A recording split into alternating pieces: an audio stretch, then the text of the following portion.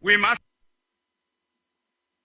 remember that our allegiance is first and foremost to the Constitution and this Republic, not to transient political interests. Over 3 decades have passed since the adoption of our Constitution. During this period, our Republic has tested and continues to test the resilience of its democratic institutions. In doing this, the bar has played a crucial role in assisting the Supreme Court to interpret and enforce the Constitution. But outside the courtroom, the advocacy of the bar as a professional group has lacked consistency, bringing into question its adherence to principle. Ladies and gentlemen, when in 2015, an Article 146 petition was received by the Chief Justice in relation to the former chairperson of the Commission on Human Rights and Administrative Justice, Madame Loretta Lamte, the bar failed to speak out about process. In the run-up to the 2016 elections, the then opposition New Patriotic Party engaged the Electoral Commission in court battles over the voter identification system. This gave rise to the Abu Ramadan line of cases. Immediately upon assuming office in 2017, an Article 146 petition was filed for the removal of the chairperson of the Electoral Commission, Mrs. Charlotte Osei, and her deputies from office. The bar saw no basis to speak out about compliance with due process. But in recent times, the bar found its voice when petitions based upon the same constitutionally defined procedures were brought in respect of the removal from office of the former Chief Justice, Mrs. Gertrude Araba-Tokono. Ladies and gentlemen, the honest question we have to ask ourselves is, what changed? The 3 petitions aforementioned touch and concern officeholders of 3 constitutional bodies critical to the sustenance of our democracy. The independence of the 3 institutions has been guaranteed by the Constitution. The 3 occupants were all women of significant repute and members of our noble profession. The 3 committees established pursuant to Article 146 complied with the constitutional procedure to the letter. And yet, the bar found its voice only in relation to the 3rd petition.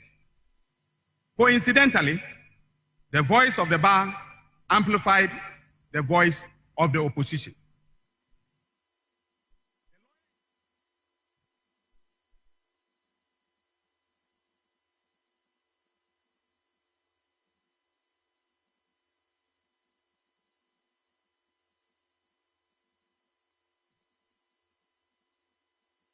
Independence of the ordinary citizen. The Ghana Bar Association is not merely a professional body. It is a moral compass of the legal fraternity and a key pillar in the construction of our constitutional democracy. As Lord Denning once wrote, and I quote, "Justice must be rooted in confidence, and confidence is destroyed when right-minded people go away thinking that the judge was biased." The same applies to the bar. Our authority as a profession depends on public confidence that we stand above the fray of narrow partisanship. Let us therefore be the conscience of the Republic, fearless when governments overreach, impartial when opposition agitates, and always faithful to the sovereignty of the people under the Constitution. And talking of sovereignty, we should desist from the temptation of inviting foreign interference in our internal constitutional processes. As a professional body, there is absolutely nothing wrong with forming relationships with like-minded foreign associations. Such relationships are necessary for cross-fertilization of ideas on professional matters such as standards. That is where it should end. Interference in constitutional politics risks violating the principle that sovereignty resides in the people of Ghana, in whose name and for whose benefit the powers of government are to be exercised. My distinguished colleagues, the task before us is clear. We must renew the spirit of the profession. We must strengthen ethical discipline within our ranks. A few errant lawyers can tarnish the credibility of the entire bar. The Ghana Bar Association must be vigilant in holding us to the highest standards of integrity. We must deepen access to justice. Legal aid must not be a token gesture. Anti-corruption bodies is undermined or politicized, turning them into instruments of power rather than guardians of justice. The voice of dissent is stifled, civil society repressed, and a free and independent media is intimidated or weaponized with misinformation and propaganda, denying citizens the information needed to make informed choices. Electoral processes lose their integrity, becoming a sham where results are predetermined and the sanctity of the ballot box is violated. Corruption becomes endemic and unchecked, eroding public trust, diverting resources meant for national development into private pockets, thus weakening the state's capacity to serve its citizens. And perhaps most insidiously, when political actors refuse to accept election results or incite violence and polarization, turning healthy competition into a dangerous confrontation. We have witnessed these scenarios unfold from countries where leaders sought unconstitutional third term to nations grappling with aftermath of contested elections and even military interventions. These are constant reminders of how precarious our democratic gains can be eroded. Yet, amid these challenges, Ghana stands as an enduring example of democratic resilience and progress. Our journey has not been without its bumps and trials, but our unwavering commitment to constitutionalism, the peaceful transfer of power, and the rule of law has always seen us through. We are proud of our vibrant civil society, our fiercely independent media, and our consistent effort to resolve political disputes through dialogue and judicial processes. This, we believe, is how a democracy not only survives but thrives. Therefore, as we conclude this enriching dialogue, let me offer a few recommendations that have emerged strongly today. We must continuously strengthen the autonomy and capacity of electoral bodies, judiciaries, and anti-corruption agencies, shielding them from political interferences. Leaders must commit to respecting their term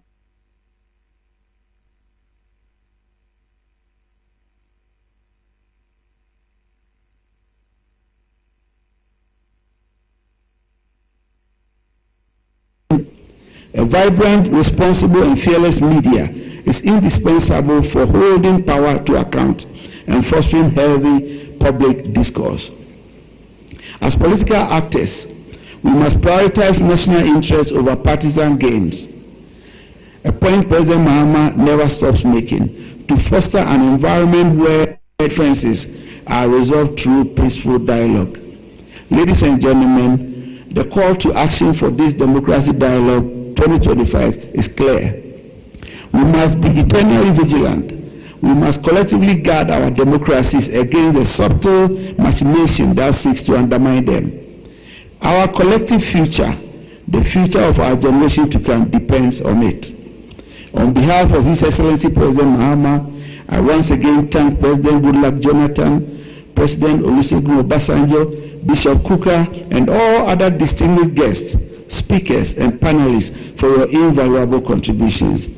You have sparked vital conversation and laid the pathway for action. May we all carry the lessons learned today and apply them in our respective sphere, ensuring that democracy in Africa does not merely survive, but truly flourishes. I wish you all a safe journey back home to your destinations. God bless you all.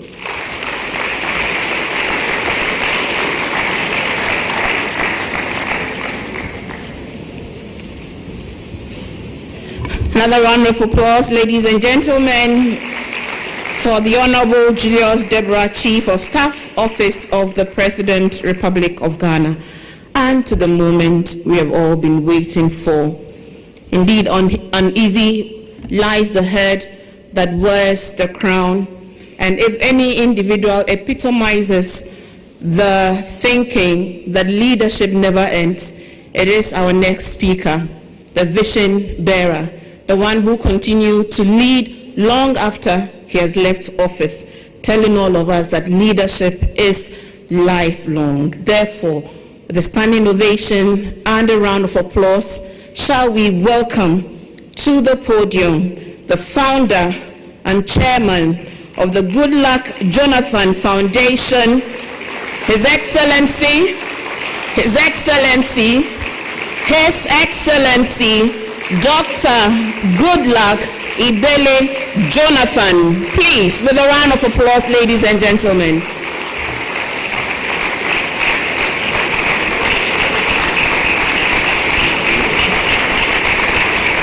Thank you. Please be seated. Please be seated.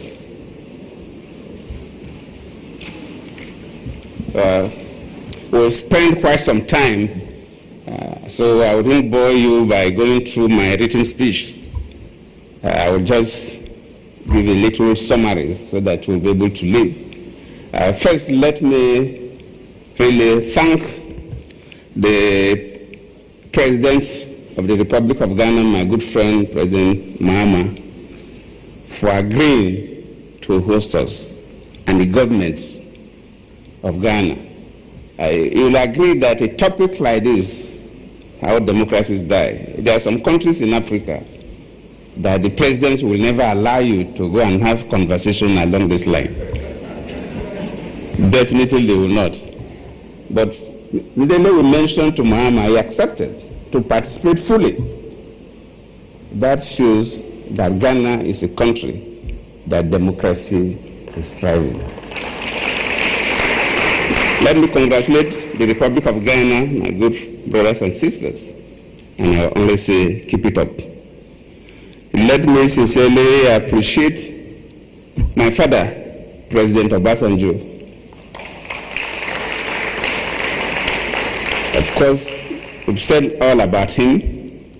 Somebody who was a military head of state in Nigeria, member of the eminent persons group in Africa, become a civilian president for 8 years, and is still on African leadership.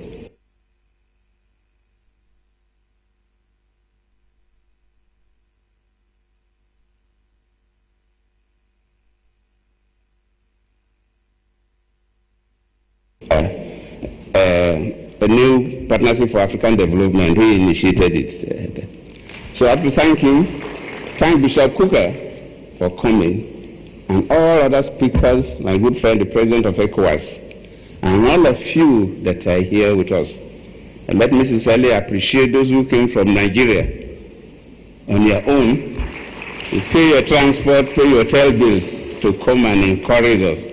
I have to sincerely thank you on behalf of the foundation. We have said much about the issues of democracy. We've listened to Bishop Kuka and all the other conversations, so I don't want to add more.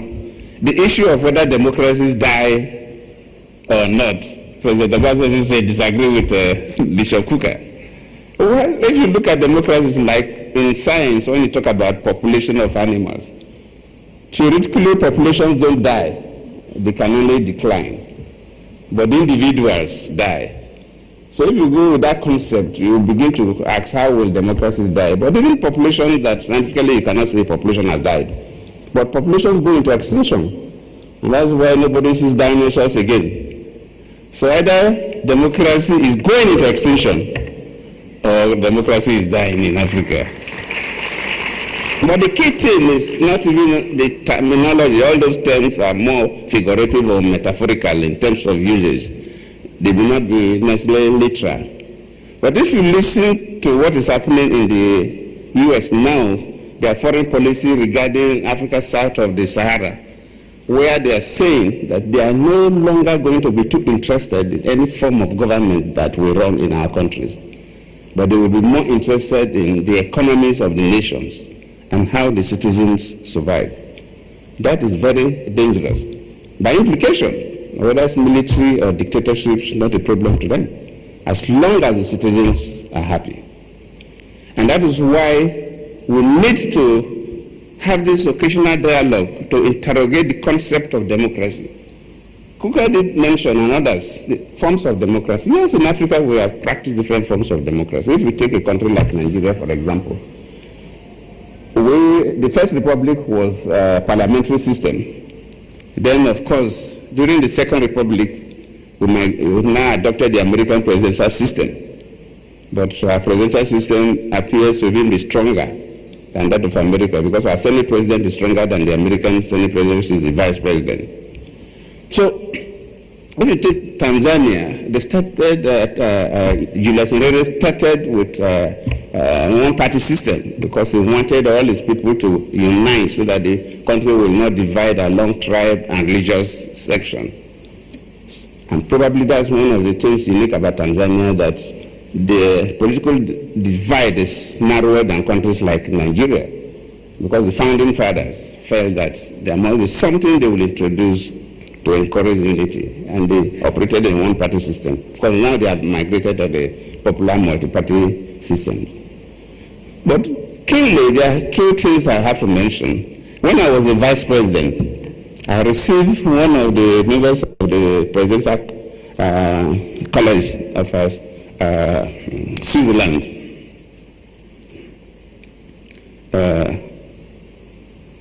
And I think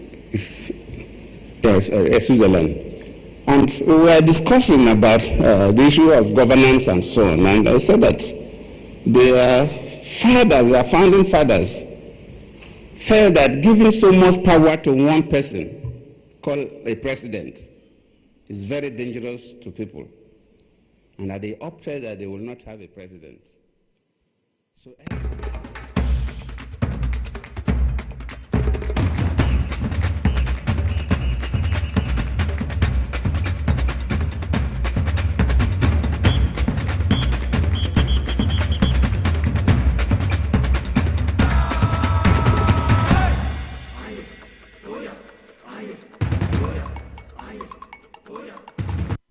Live on TVSYZ and also on Power 97.9 FM and on Wednesday, the 17th of September 2025. Na ye call a yes season regions in Yama, baby abe Fabiano, a TVSYZ and a Power 97.9 FM.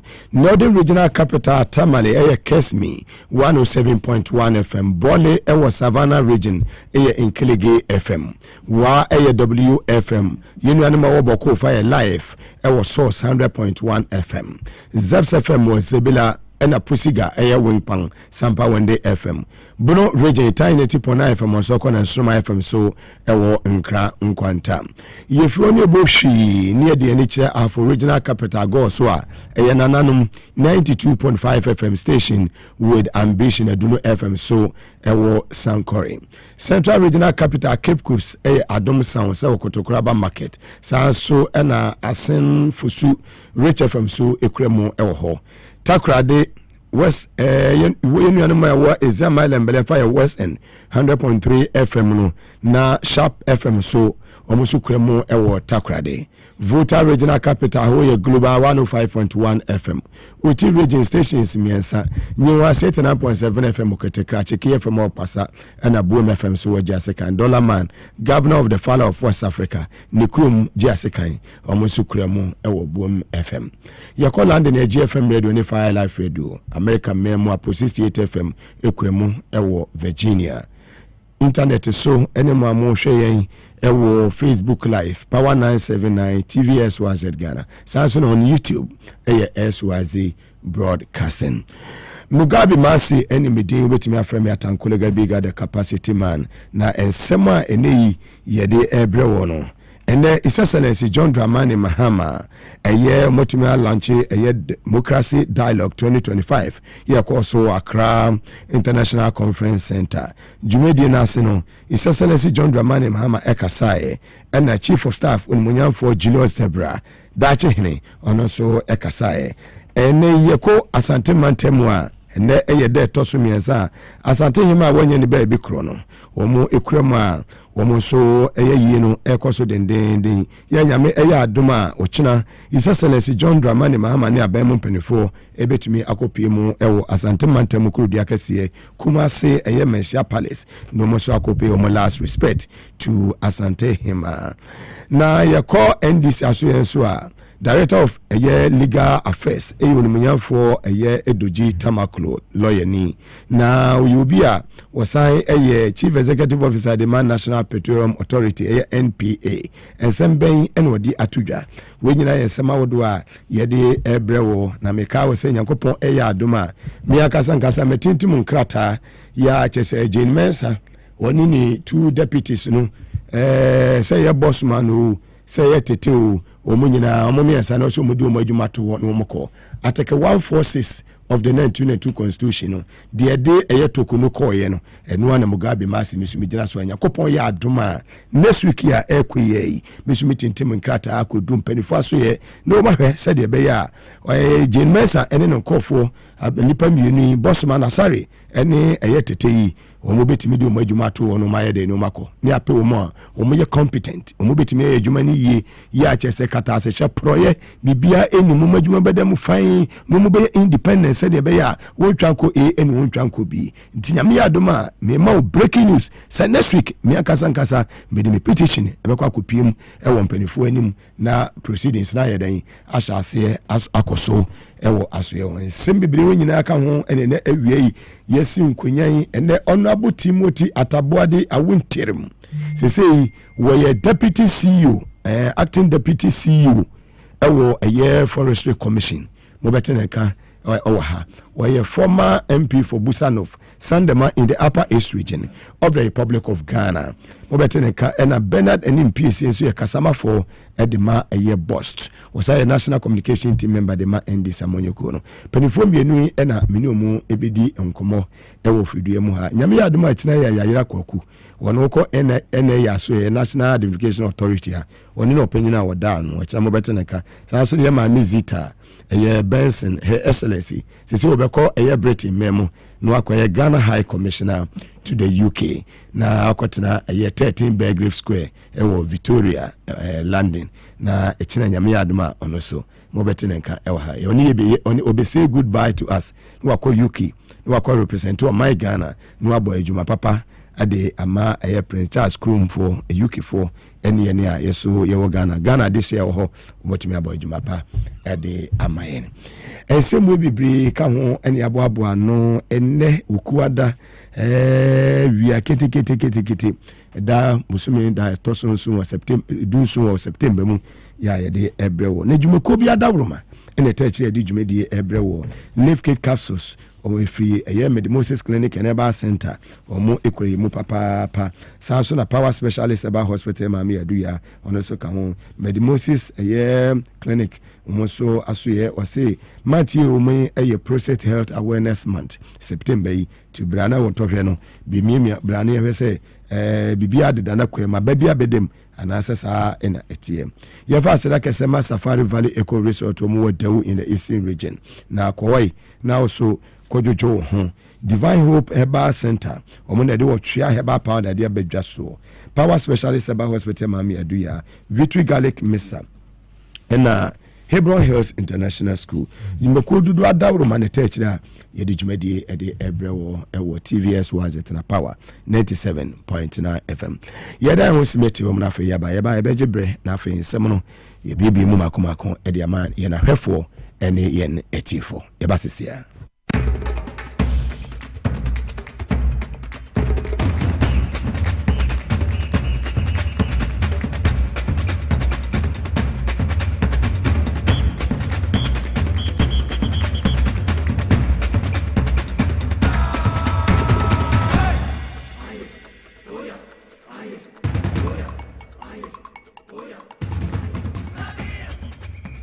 About TVS was at Power 97.9 FM, the hottest and the biggest conversation in Ghana inside politics. Yedi Ifri City or 37 Abebe Street, the heart of Accra, Usu, in all the 16 regions across the country, north, south, east, and west. The 900 million angels, NG Gabriel as usual, will lead you on. Yedi Semno Eshasia, near Sasha, the free NDC Amayuku Ase. Papa, or no, and a year MP on boss, lawyer Edujita Makru. No assign a legal affairs boss Edima Endi Samanyuko no or the Ensembia to Efa Ghana Bar Association say Womo and Sama Womo Ekikan and saying Osha at the said ye Amanyo Semino Dania no Muswa Dani Womo. Now when I say some Article 146 Article 146 of 1992 Constitution proceedings any nyama ekwoso ewo eyema mi tokunu nsem no ekwa yete said yema mi friend say efu agate ni nsema oyi ano fa 20 January we ya no che say ade sisi no wo mo ye partisan na wo ma hwe ya sade no nya de betumi abo akura na nsem nyina no amafo adwuma dwenkyere akasa na yetie ma me efu agate ono so ni nsema no Ghana Bar Association if I got a can actually say Joe Gatti ya no railways minister ewo and Akufo-Addo's administration no niyire on the dam pasu baako ya efense if I got it wono anase ko Ghana Bar Association wa wada wo mu ano na wa hwe papa yi na hwe ne yira uyezo obeye ndisi ne obeye MPP ni enyame na meka akiro wako na ko jaji yetie ma mi nsema wode atudwa. The Constitution of the Ghana Bar Association enjoins us to protect the independence of the judiciary. This is a duty the association does not take lightly, and from time immemorial, the bar has fiercely performed this duty. My learned friends, we are all aware that Article 146 of our 1992 Constitution has come under severe scrutiny in recent times. For the first time under the Fourth Republic, is being evoked in respect of a Chief Justice. The position of the bar must be stated clearly in this regard. The bar recognizes the fact that the power of removal can be exercised under Article 146, but the bar's major concern relates to the process. In the absence of specific rules of procedure, the sketchy process potentially lends itself to arbitrariness and a lack of fairness. Hence the bar's resolution on the matter, which was as follows. The Ghana Bar Association hereby also calls for the immediate enactment of clear and comprehensive regulations relating to matters under Article 146 of the Constitution of the Republic of Ghana to ensure transparency, accountability, and fairness in all proceedings involving Superior Court justice, particularly in the context of the impeachment or removal of such officers. This resolution was passed and publicized by 30th April 2025. However, no rules were produced. It is commonly said that justice should not only be done, but manifestly be seen to have been done. The lack of an enactment for such rules, in the case of the removal of the fourth highest person in the nation, should be a matter of concern for all of us. These rules should have been known to all and sundry before the commencement of the process, as it greatly affects the standard to be met. It ends up being an unfortunate precedent which lacks fairness, a situation that calls for redress if indeed we are custodians of justice.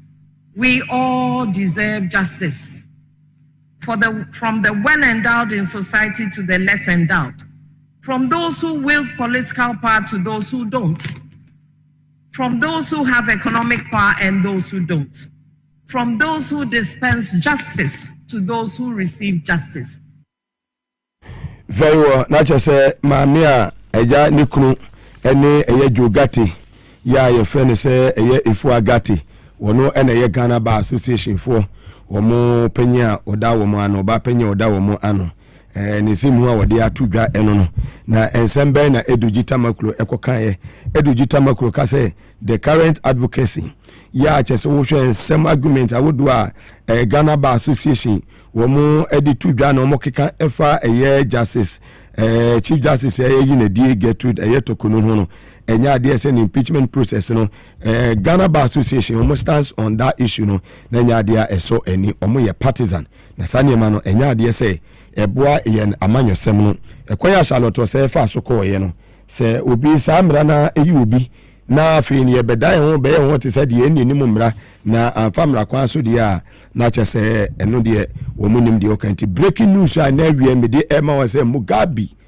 Maase Mugabe Maase ya me ye Ghana ni ba matabri minkrata nyina me ne me lawyer se kuku dan fo atrase ya che se enema bia me hia all the evidence ya me hia ye betumi ama James and Bossman editete akofie omodo free office so ni ape omo di sefata say omo mefa sa akonya no no mututu niam yie e wo letter commission ho no enkrata ni nyina aye ready ya senyame eya adoma enche bia enkrata ni nyina no ye betabiri mi nyina akodu bia e wasa yeden eko na enkrata no so etumi akodu mpanifo ani mu ahwehwem se de bia se media Mugabe Maase odi mi ana odi asemu se me sori na me ka me ho se me ya ade a me ni evidence ya enya de se me ka me ho ana me woso me ho na me so me betoto ni mayie ama Ghana fo nyina ho se the current a commission maami a wote woni ni two deputies Bossman ene tete no they don't fit to be in that office ya was say emrani ni omudi 146 ni pepepe in the Ghana Bar Association mini baby amudi mutibe kwa akobo sanse 146 no eba aba besa ye adwuma biem sedi no wanani ye no sa pepepe na Yesu maye no so be ye den ebeye ma wo sa amafo ayesulu ba ye mo ye di slow fo mu fichine no atankolega biga de Mugabe Maase the capacity man no want me enfa me fichine ti bibia ye ready nya sa fe ye be ka say aka page one be yenya evidence bi na wotin sema woma hu bedwuru sema womu no adama ya press conference akasa mekwa submit me documents no and bo say yes atankolega biga Mugabe Maase me da me na mo mada no na che say me kumi nkrata so a me hwehwe mu me kokra me evidence awodo a me kokra mu ye gina so pefe intu betimi a aka watch my lips some aye kradwa me de nkrata ekwa kopie mu mpenifa so ye na impeach again sa prima facie no mutumi establish ya ye maame bekwa kopie mu council of state for so ye no mo ahwehwem James Bossman en aye tete mu nyina no said no one ani ye no sa pepepe na Yesu maye no so be ye den ebeye you know say I'm not the type where obetimi compromise be in ho I'm not the type where obi betimi influence me with money house or whatever say me ka say me ya dia we ye den meye na me so me no start game bia wo say me no ye dey wi pepepe na me make sure say nkunim die no eye the angels no me angels no mon disappoint ti before say me ye bibi me to na mo bia me we na angels na ka say go na my head ma call for the direction it say dear edaho ene ewie eno no ene edai eyeda eye ukuada edu ukuada se a na che say makai Dr. Omanebo Amamutala Dr. Samosapon Alaji Limuna Miniru ni Abuajini asoja fo mienu aka ho a omokɔhwe omunkwan ya ewo enye Ashanti region na eni ye toaso ne de nsema wodo a aka no de atoa osodia na che say ye da so a ejinemu ewo eye omampanyi His Excellency John Dramani Mahama na so ye na ho eneni Minister for Government Communications and MP for Abuasibu eye kwa mankasi Honorable Felix Kwachi Ofusu wode atu edwase saa eye enyamhone nkanea ne nsubu woni ade a amafo ye se yemfa nkosoro se de be ya ebetumi amane ma yeden edi akoyie no wo kire se se mbase hia se aban ne bete so Ediama eye woma eja ohiase eteso na aban no ebeye woni enua eye Umaru Sanda ewo City FM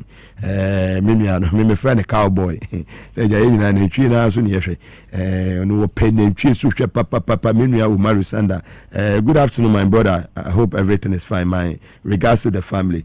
Na enua eye Felix Kwachu fosu akasa afa enema ho den kanea entutumo ne ho nsem no yetie nsem ode atudwa. For this, the ECG and the water company and the other utility service providers are saying that they are going to task us so much. They've sent the proposal to PURC. What have been the government intervention? I think we've been around for a long time, so we know that it is not every proposal that's accepted. It is not unusual.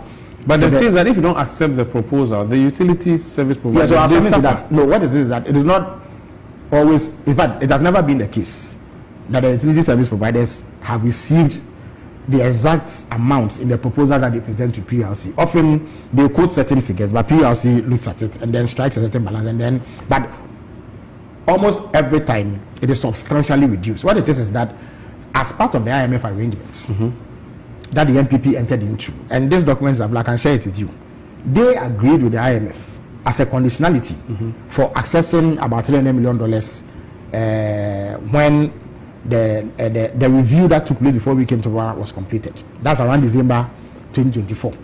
That they were going to do periodic tariff adjustments, quarterly tariff adjustments, and then in September they will do a major tariff adjustment. And this was agreed upon by the MPP. It is cast in stone, calcified, so it must also go on record. So when the MPP comes to lament electricity pricing, you know that they are being duplicitous and hypocritical. They are simply not telling the truth. They went to agree it. We are bound by it. But often when this is about to happen, the PLC engages stakeholders in consultation. So they invite the utility companies to present proposals on what they would like to be done. But they will go through it with a fine comb and ensure that customers are not worse off. So you may have seen some figures being bandied about, but I am confident that those figures. That was Government Communications and Government Communications Minister and MP for Abrasibu Kwamankese in the Central Region of the Republic of Ghana, Honorable Felix Kwachi Ofosu. Also, can some about His Excellency John Dramani Mahama achievement so far 8 months in office. In the lead up to the 2024 elections, the most topical issue, right at the top of the wish list of Ghanaians, was the economy. I mean, the economy was in total shambles. Hardships were pervasive. The cost of living was so high, and people simply struggled to make a living. And so President Mahama committed to addressing that. And you see that when we came into power, it was the first thing that we tackled. There was a need to stabilize the economy, stabilize the currency, stop the rapid depreciation that was undergoing at the time, and bring it to a level that led to significant reductions in the cost of living. And that has happened. Indeed, the price of everyday items reduced significantly. In fact, Guta met the Parliamentary Select Committee on Economy and Development. And when they were questioned, they showed data which proved that up to 4,500 different items had seen price reductions. And these are the people who actually do the trading. So there is no dispute that prices came down. Of course, there has been talk about the need for more price reductions, which we agree with. We think that the pass-through effect should be quicker and it should be much larger than we saw. But there's no dispute that prices came down. At least fuel prices came down. They are not currently at the same level that we inherited it. Of course, in the last 2 or 3 windows, it's gone up a bit, but it is still below where we found it. Transport fares went down by about 15%, if I'm not mistaken. And basic goods and services also saw price reduction. So these are the things that I would say have mattered most, in addition to all the things that have happened. Through their efforts, they've been able to mop up such that between January and now, the last record, which was about a month ago, $6 billion had been accrued from gold exports. The same time last year, it was barely half of the figure that I'm quoting. So it means that about $3 billion or so left the shores of this country unaccounted for. That has meant that there's a lot more foreign exchange available to the central bank to be able to put on the market if need be, and also shore up our reserves. So that is what led to the stability in the currency. Honorable Felix Kwachu for live on TVSYZ and also on Power 97.9 FM. You don't know so akwa see now for you move on to other issues. And I dare say His Excellency John Dramani Mahama to me Buaya Mamutumi Lanche the Democracy Dialogue 2025 for Accra International Conference Center. Yeah, was no so sharing history of Africans democracy and the way forward. 18 semi course or After a long period under military rule, we came to a consensus, and it was like the Arab Spring for Africa, where we decided that we had had enough of military dictatorship and that the people would be better served by democratic and constitutional governance. And so one by one, African countries began to pivot back to constitutional rule and democratic governance. But the thing is, democratic governance guarantees the rights and freedoms of the people, which is true, but in themselves will not bring opportunity and economic prosperity unless you abide by certain principles. And so Ghana went back to constitutional democracy in 1992. There was a lot of excitement about it. President Rawlings became the first civilian president of Ghana, followed by President Kufuor. And since then, it's been a revolving door of NDC at one time for 8 years, MPP 2 comes for 8 years. For those who attended my inauguration, if you were not on the Black Star Square and we had locked you in a room and you could hear the announcement of the acknowledgement of the presidents who were coming up to greet me, you would have noticed that the loudest applause was for the countries that have overthrown democracy and are under military dictatorship. That should give us a pause for thought. That should make us think. And that should make us ask ourselves questions about why democracies die. And that's why the topic of today is relevant. What are the things we need to do to sustain democracy? Democracy will not survive by itself if we don't work for it. And like Omar Toure said, whatever system of government you have, autocracy, democracy, theocracy, whatever, if it does not deliver opportunities and prosperity to the people, it will not survive. It was clear that the excitement had completely disappeared. Because all the Afrobarometer surveys and all the other surveys they did, and in many of these surveys they added the question, do you prefer democratic government or would you support a coup d'etat? And it was frightening to notice that a lot of our young people said they would prefer to live under a military government. And so that should give us pause for thought. And that is why I said that we need a reset of our democracy. We need a reset of our economy. We need a reset of our governance. We need to make our governance accountable. And that's why I say anybody who wants to serve in public office must be prepared to account to the people. The people are tired of the corruption.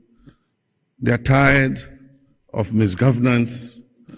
They are tired of the lack of opportunity. And that is why for those of us who believe in democracy, we must continue to take the advantage of dialogues like this to see what is wrong with our implementation of democracy so that we can make a reset that makes the youth continue to have faith in democratic governance and not romanticize unconstitutional government. That was His Excellency John Dramani Mahama, President of the Republic, live on TVSYZ and also on Power 97.9 FM. The Chief of Staff of the Republic of Ghana, Julius Deborah, and also deliver a speech on the theme Why Democracy Die during the launch of the Democracy Dialogue. The Chief of Staff of the Republic, Unimonyan for Julius Deborah. Dache hine ono so ede etu edwa na wo ensem na se na chese se efa efe keke se wo disa ensem no etu edwa ye boy homodin se ebetumi anya saa video no ede ama on the show na ensem a Chief of Staff ede tu dwa na chese ade se emudo yi papa pa wo yobi a wo se ne ho brase ni bibia no eda form boko kire se amanyosem no enye ntokwasem se de ebeti ho asese nyina ye enuafo ye beto nsa bibini entiase a yebede dialogue na yenyere hu se o my Ghana ba ko na yede na yesom no na emom yenyisi ye bibia edi basabasa ebetumi aba nsema wodi tu dwa no na chese ebi eno no ene da etoso miensa ewo Asante Hima aye.ye ewo Asante Mantemo ya chese Asante Hima wanya ne be kro no omo ebe abepe ne kura bre kura na chese wo hwa ye Asante Hina otisu tumfu se to otekokoso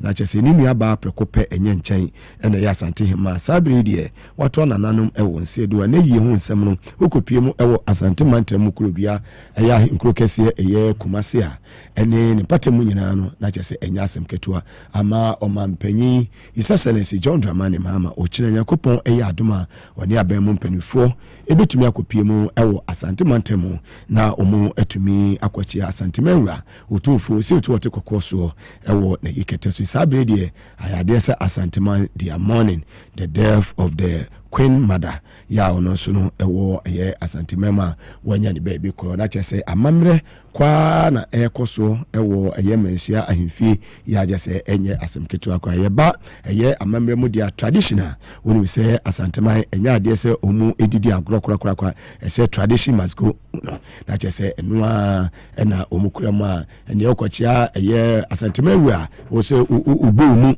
na chese wakwaje nchia no kama kotoko wura no ukuma apem beba ohien papa ohien wonye nyiyimu ohien a oye odo nipa pempuntu adesua won sem eda na koma so oye obi a chese ade ye papa bia no wode na koma di akiri a chese Asante Menwura one de sika adwakofi so en wote onye obi a we nipa atwa se ne ye ka no na eja Asante Mema yede Asante Mema yede ene otimi se amanfo free amanone amama hodo su bibiri ene etimi abepie ma ehwe se de be ya Asante Man eja ebeja Asante Hima ne kwan kura na chese de yekoso ewo Asante Memo enonom yeko yechie na afi eye onimonyamfo Julius Deborah me de me friend Dache Hine edia angels no edia amano no hu nye hu Dache Hine enono chesa sabria mekasei jumadi ekoso ene ewo eye enkraha no e wode ne samso etudwa ya ugina eye jumadi eso say why democracy die na chese launch of the democracy dialogue ekoso no ono so ekasa wo ase enti nsema odimunya for Julius Deborah editudwa. We are profoundly honored to have co-hosted this crucial conversation on the theme why democracies die. Ghana is particularly delighted to host this prestigious event, not just because we proudly play a pivotal role in championing democratic governance on our continent, but also because President Mahama's unwavering commitment to making Accra the undisputed center for meetings, incentives, conferences, and exhibitions in the West African sub-region. This dialogue is a testament to that vision. Moreover, these gatherings significantly enhance the already strong and fraternal relationship between Ghana and our brothers and sisters in Nigeria, fostering a deeper bond rooted in shared values and aspirations. Ladies and gentlemen, over the course of today, we have engaged in profound and at times unsettling discussions on the fragile nature of democracy. The theme why democracies die is not a theoretical exercise. It is a stark mirror reflecting the real and present dangers facing our continent's democratic progress. Democracies really die with a certain violent bang. They die by 1,000 cuts through subtle, incremental actions that erode the very foundations upon which they stand. We have seen, tragically, across our continent, how promising democratic journeys can be derailed when constitutional provisions are brazenly manipulated or amended solely for self-perpetuation, disregarding the will of the people and the spirit of the law. This is a poison that saps faith in democratic transition. The independence of vital state institutions, such as the judiciary, electoral commissions, and anti-corruption bodies, is undermined or politicized, turning them into instruments of power rather than guardians of justice. The voice of dissent is stifled, civil society repressed, and the free and independent media is intimidated or weaponized with misinformation and propaganda, denying citizens the information needed to make informed choices. Electoral processes lose their integrity, becoming a sham where results are predetermined and the sanctity of the ballot box is violated. Corruption becomes endemic and unchecked, eroding public trust, diverting resources meant for national development into private pockets, thus weakening the state's capacity to serve its citizens. And perhaps most insidiously, when political actors refuse to accept election results or incite violence and polarization, turning healthy competition into a dangerous confrontation. We have witnessed these scenarios unfold from countries where leaders sought unconstitutional third term to nations grappling with aftermath of contested elections and even military interventions. These are constant reminders of how precarious our democratic gains can be eroded. Yet, amidst these challenges, Ghana stands as an enduring example of democratic resilience and progress. Our journey has not been without its bumps and trials, but our unwavering commitment to constitutionalism, the peaceful transfer of power, and the rule of law has always seen us through. We are proud of our vibrant civil society, our fiercely independent media, and our consistent effort to resolve political disputes through dialogue and judicial processes. This, we believe, is how a democracy not only survives, but thrives. Therefore, as we conclude this enriching dialogue, let me offer a few recommendations that have emerged strongly today. We must continuously strengthen the autonomy and capacity of electoral bodies, judiciaries, and anti-corruption agencies, shielding them from political interferences. Leaders must commit to respecting them. A vibrant, responsible, and fearless media is indispensable for holding power to account and fostering healthy public discourse. As political actors, we must prioritize national interests over partisan gains, a point President Mahama never stops making, to foster an environment where differences are resolved through peaceful dialogue. Ladies and gentlemen, the call to action for this Democracy Dialogue 2025 is clear. We must be eternally vigilant. We must collectively guard our democracies against the subtle machination that seeks to undermine them. Our collective future, the future of our generation to come, depends on it. On behalf of His Excellency President Mahama, I once again thank President Goodluck Jonathan, President Olusegun Obasanjo, Bishop Kuka, and all other distinguished guests, speakers, and panelists for your invaluable contributions. You have sparked vital conversation and laid the pathway for action. May we all carry the lessons learned today and apply them in our respective sphere, ensuring that democracy in Africa does not merely survive, but truly flourishes. Papa, I know the bluff word, Papa. Kantinga. That's how to bluff we say. Yeah. Shani delivery.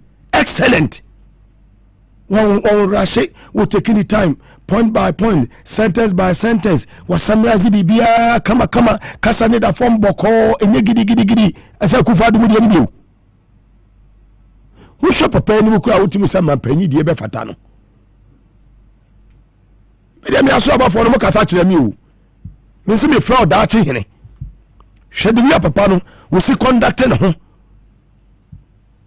On rase on pressure na me say en chane de sensem fata ko na de shewa ba wura to ho ne papa yi hwe de wuya obi esia atira Jonathan good luck to Joma Mateo no ka se wie na sa brofo anya to came to went nti bi wom sentence nyina de dana kwa mu kama sa Joma ma de ne bebepe ndisi mu wa mema ne mrati yo mrati emma ana mafofi sei na Joma ma ekoyi wo hwa hwan papa wei mesu wa ye daache hene ende 17th September 2025 mesi kantin ka papa wei wa ye daache hene Ghana for mo komu kutu dwe na mo bompa ya mo ma papa wei na me so ye de yi wo ye daache hene eje sina kasa awie o mo awie ifa esi he na se boss akasa awie dia asamasa ana meza kwa kandi rebi no so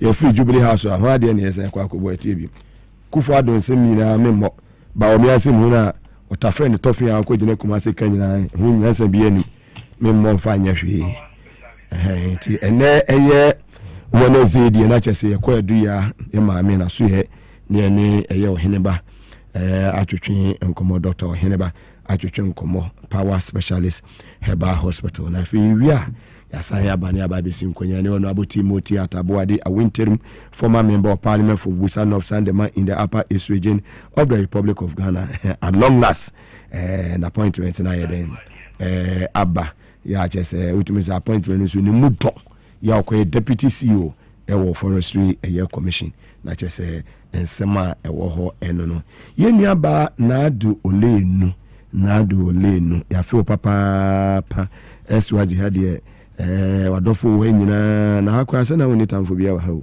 wadofo nyina dwuma mu ha free security kwesito oti wura ha okọ ya kura wura wa sela oba obi ama fans wa yesestala no oje fans ne sa na eyewo na ye friend se Madam Agnes Ajele Ankama ya dodo na afa no eye Age3 ya wo Pink House ewo La Girls School wase jese mami utie program papa na jese nado le no say yenchia ne nanan emma no say dani da nyina ne fidie no eda TVS YZ na Power FM na nado le no so ya feel kebe nse ke ne midweek kebe wie na ka woni nkole nyina nkwadai na woni o maba besra omo ofa wa ha Kevin so wa ha na say Kevin o ya no kontem say wonfu do so we ni nyina ye mo de pon ya na kofi se ye ntu osu ye kwan wa na mo mutu osu ni de eja won se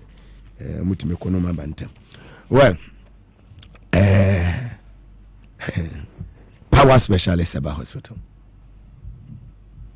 Power Specialist Herbal Hospital yadin chef ya se Dr. Penya oda hospital na doctor akosia edu ayaho de mo bibia brebia ojebre na ohwe power time da bia nsema ka nyina ne se adansede papa nkrofo di fa power ho so be hwe studio ha obi ada ne sisi ontimi nkoto nsimi sorry sei o tani sisi ni sa afunu no so atwen ama bibia ye kama ti ba bia obi a ye friend last stop Kumasi and crime na fe takrade na ye wo Kumasi wo fe yase ye ni Jasper Flint station di enhwani mu wo aputoja kontrasa kwan ne so Lake Road na ye wo akra wo kwabenya ACP kwansa ne Block Factory no edi enhwere mu na afi takrade wo Anaje Estate Customs Road ye ne single washing bay no so di enhwere mu numbers no ayemiensa famu bia na frɛ wo fra branch na ebe ono ne ama direction ba ho na wa beje wa yaresa numbers ni 0555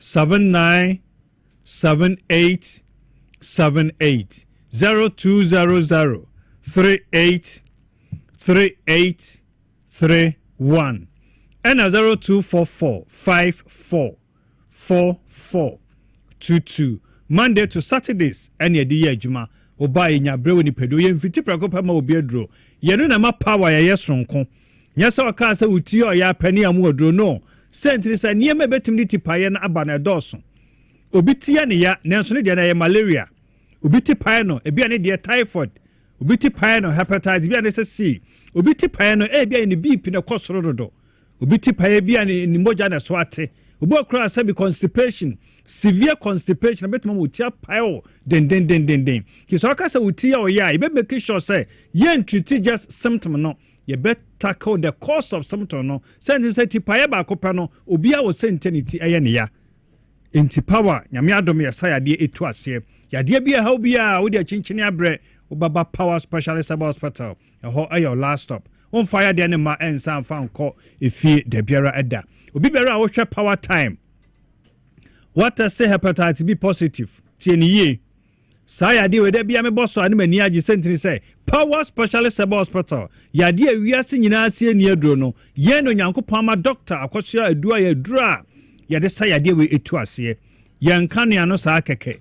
Ye wadansidie. Ye wo nipa ibetim di ansa atene so aka say we no oyare ne etu ase award ahodo agene Ghana ni amono no edoso tise what say hepatitis B positive misro en shedam na ensu men ka say se ade ne ni aduro obetena wani betie no na ayefu na ahono na wani nyina ye very yellow da bia me ka cho say ansa na bo so ayefu na ahono no na so liver na sini say yekwam no intene ya wo power time ne ya wutie power time ne so Mr. What test hepatitis B positive baby asa so do ni kire ba kope Power Specialist Herbal Hospital oba be ye profile na confirm say empire na wo ho ana say ni ho be ye liver function test oba ye viral load count wan ka se bo hu na moadodo a e wo boja ni mu onu madro no kwa ni mu kakra be sam wa ye bi obehu be so ate akodu na hye nkura ne am woni da so se be aba no waba the right place nyame ya adom na kwaye viral load ni bi no say not detected and answer a negative ya no kwa ne yemfa no saa sentence sometimes not detected no bia na emua no dodo no below the minimum figure na machine be catch say not detected and answer a negative enti sabana saa na ye say hepatitis B profile no the confirm sampa emua no bakokra ye de ennim enti yense ye ka say we negative we negative Ubon mo kwa rely on viral dunukwa balance not detected I was say yare na yasawie afi ha na obi aba o the results aba was me kwa ha yase me negative afi na me tu kwan me nya adwuma me kwa medicals no yase me positive yade na sa ba bim hepatitis B so treat man ko negative entimi sa ma bim de be rada enye no kre ba power yakase treat man ko negative negative Baby obi a wotenkasa wo mfe no mfe ye wo chikasa mututu wo ya de kakra bi na wabre baby afli se hit oni padua ni mu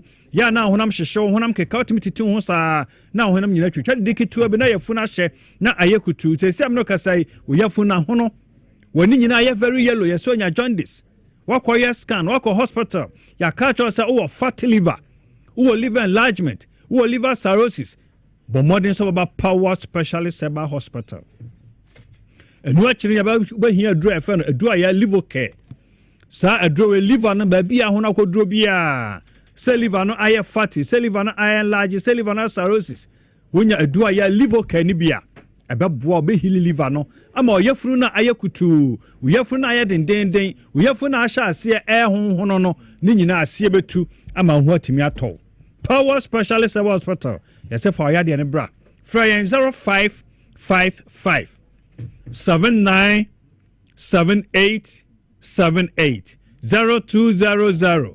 383831 and 0244 544422 odi no kidney stones and as a kidney cells ama osisi achi lo abaka ho wo ya ho hyehyew onase nyina tatai wo ya de kakra bi na wabre bre bi afli se body na nkasa wa ye weak emfa ho ne rest abe rest ho mi a obaji bia ne nyina akire no utimo se body no da bia no wa ye weak kidney no anya problem saa yade we yade say e kɔ nanim 10 wokɔ yɛ scanner wotwa nipa bɛsɛ 10 scanner wanya kra no bɛsɛ 5 anasɛ 6 oni kidney stone na o kidney 6 Mr. Tumika Fabra Power Specialist Hospital we ya bema o Jones asema hyase eye basabasa mema ye ploma kase pa mu ba akon ye Jones ho nsam se bema o Jones hyase se tete wa wani nye kakra bi na Jones ado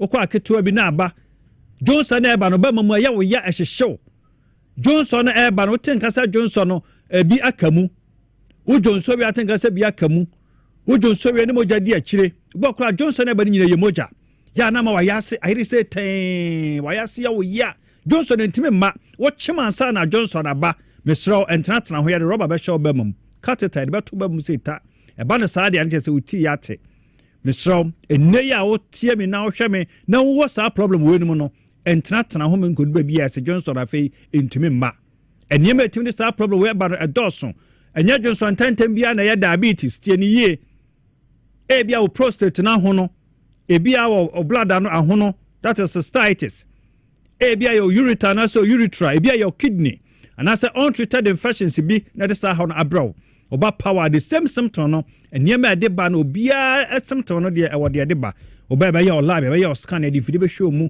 so hia say ma ye CT scan e be ye ne de ahwa ade pote pa e koso ni padua mu ne attack the course no atuade no ase e de amaw o de no e ye ulcer yade bi betimi atete nkwa nyina akwam de wa yam yo ya udidi mi ayam yo ya aduane to yam ayam yo ya na obo efono sent ni se osa no ekro enyan ebetima ma obo afono betima ma mpo wafe ya na obo no nyina yo ya de kopie wachi kase no timi yo dendendene etutu nyasam ketwa asam frama bi egina oyam indigestion da bia udidi na aduane jejabo ya na kokoso ahyehyew heartburns wonsa no nyina timi atitriti misro osa wuhia aduaya SK we eye aduaya SK that is stomach care ekro bia wo ya furu mu say ya duodenal ulcer say ya peptic ulcer ekro bia wo ya furu ma fe no ulcer de wunya aduaya SK ni bia ebeboa na tuade no ase enten ama ho atimi atɔ ulcer betuma ma wafon aye tantantan ba bia wo bia ne ade bia ha bia me se Fabra Power Specialist Herbal Hospital Kumase Encrine anase eye takrade ode no eye malaria na ha wonum yo nwunwunu utitimi paio na ho ayehye na waye mremremre eniema di saa ho no eba no edoso na mum se wa test malaria positive dia wuhia aduaya malamis ba bia say plus adian ya wunya aduaya malamis no a 2-3 days ebetu ade no ase dia mawo wayare ama ho to foforo wonum nya ode untumi enidi wokokata so untumi enna da bia yeso moja so ate wuhia aduaya herbal tonic wenum nyina ya pure herbal bibia from Hamano son and ya packaging kama Food and Drugs Authority registered jatum edi amayen we obi a moja so tare tambia we anemic but modern say ubenya eye aduaya herbal tonic na wanonom ebeboa asiesie moja no aduane da wanum abatene de wokokata so betimi ada nipa bon sampa waye kama bema waye mre wo mpamu a uhia girikagiri eye pa uhia girikagiri ni din ene ne honam se adrowe anya afrodisi adabi esayade dabi ameka se bema wo bema no eyentini ani moja se moja no ntimi nkogina ntini ni mu a na bema no aka no kwa ato ho se ono no adrowe be yintini mu nyina eme moja no akotai entini ni mu na bodwuma yedi amawo ne se onya ye herbal mixture eye immune system booster we e ka ho de a na se ba bia wudi amawo omode so benya ye ndo ni nyina bi be ton hebado bia no kwa ebi wo ha betimi anya bi ato kompo na show minimum yamfa sekan enka be mo odre be na ni nyina bema untimi nyinsen oba mema bebre wo low sperm count be semen analysis no na sperm ba kokora nim tie niye pa enye nsuo na eba no na yes sperms no san nsuo no mu na sperms no ewo te se wa ye fish pond nsuo no wo ho na adwene na gum nanso bema ba be semen analysis be hwe nsuo no mu no na sperm ba kokora na bi no watimi de nyinsen oba boss obi wo so mu sa bo ho mu dawson so mu ye week o mu shape nye o mu ntimi nsumi nko hye oba no nko sore ma nyinsa ntimi ma enso se nyinsa no ma na de problem nyina ato ma no so mesro ya de bia ha obi a yentumi anka ho asem no ye no enche se enye ho adwuma Fabra Power Specialist Herbal Hospital Kumase Encrine anase eye takrade Kumase wo fe yase yani Jasper Flint station di enhwede mu wo aputuoja contrast kwan ne so Lake Road ene yewo Accra wo kwabenya ACP kwanso ne block factory no edi enhwede mu na fe takrade wo Anaje Estate Customs Road yani single washing bay no so di enhwede mu Freyen 0555 79 78 78 0200 38 3831 and 0244 54 4422 Monday to Saturdays and the Yajuma Sunday penny da Yajuma if you holidays ya Juma or your branches in Yinemo Yadu as a baby algebra na Oshe power time Nyame Aduma da Sane Sabre Yanso Yadi Apom de Hon Savano Ebebro.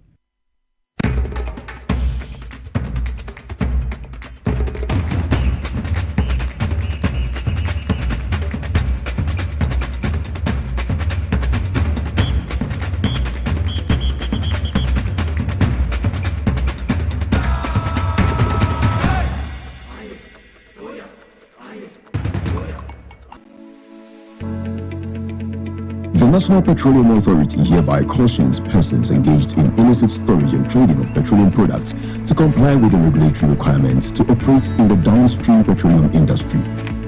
The NPA Act clearly stipulates that no individual shall engage in any commercial activity related to the importation, exportation, re-exportation, shipment, transportation, processing, refining, storage, distribution, marketing, or sale of petroleum products in the downstream industry without first obtaining a license from the NPA board.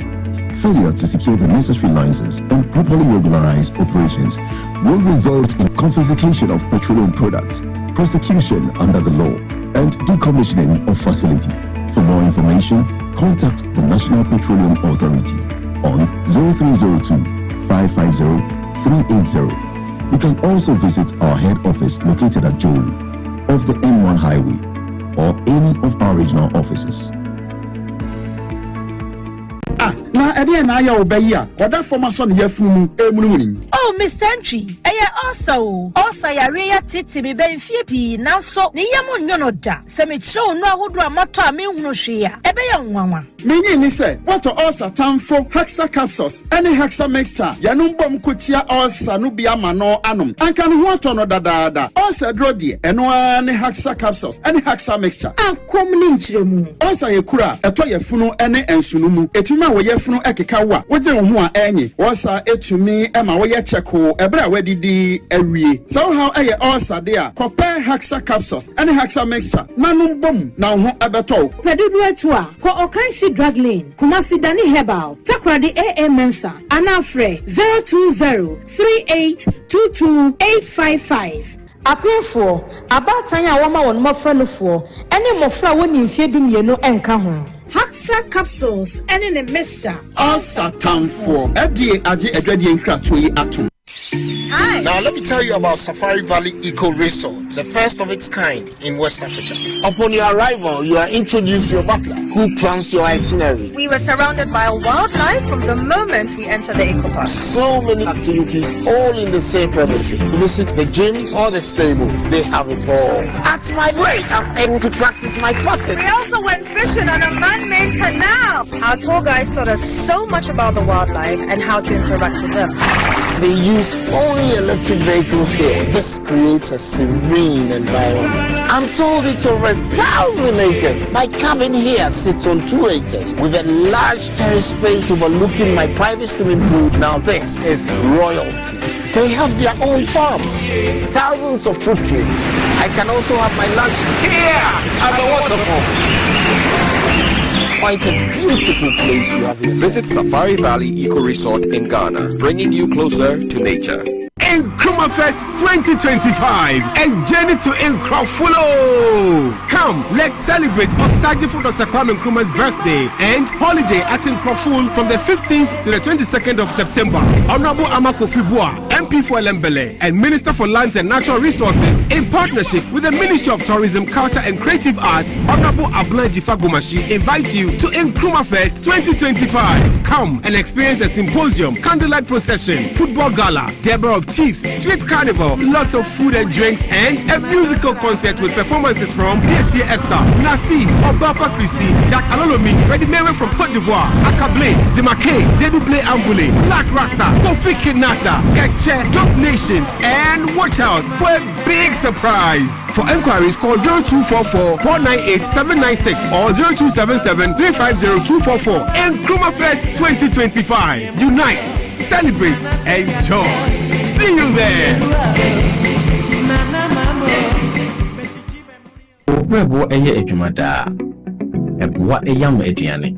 Ebwa eyi insa free ni peduani. Na ebwa woni pedua ma etena ho yi. Nanso woni say niema a yedi na yenom. Timi ma brebo ye ejumaden sen pote.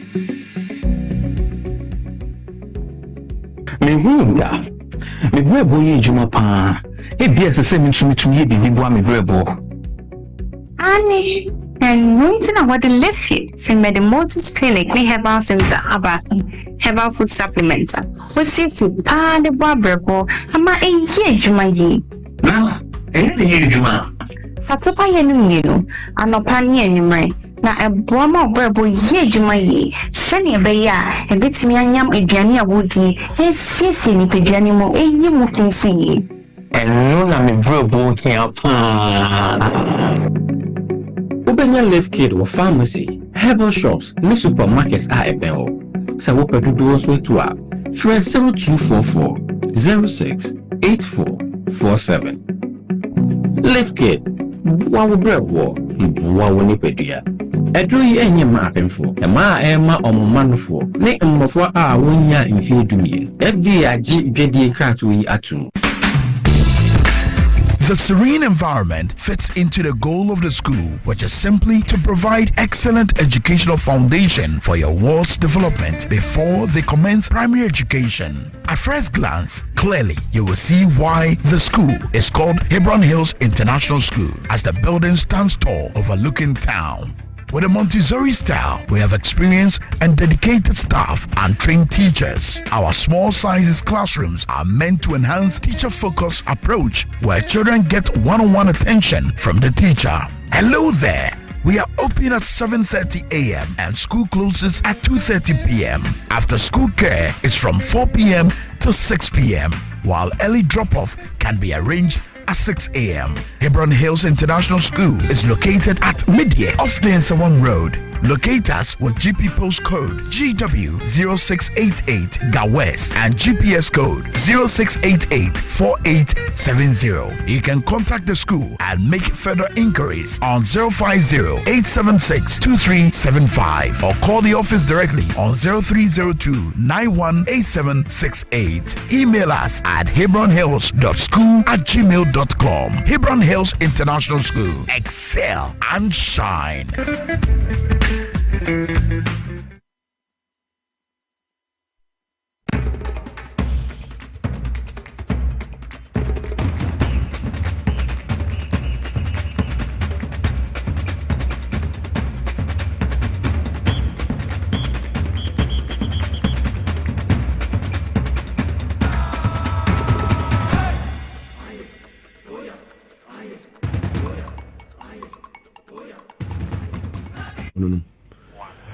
Welcome back from the commercial break, live on TVSYZ and also on Power 97.9 FM. Honorable Timothy Atabuade Awintirim, former member of parliament for Busa North Sandema in the Upper East region of the Republic of Ghana, Waba.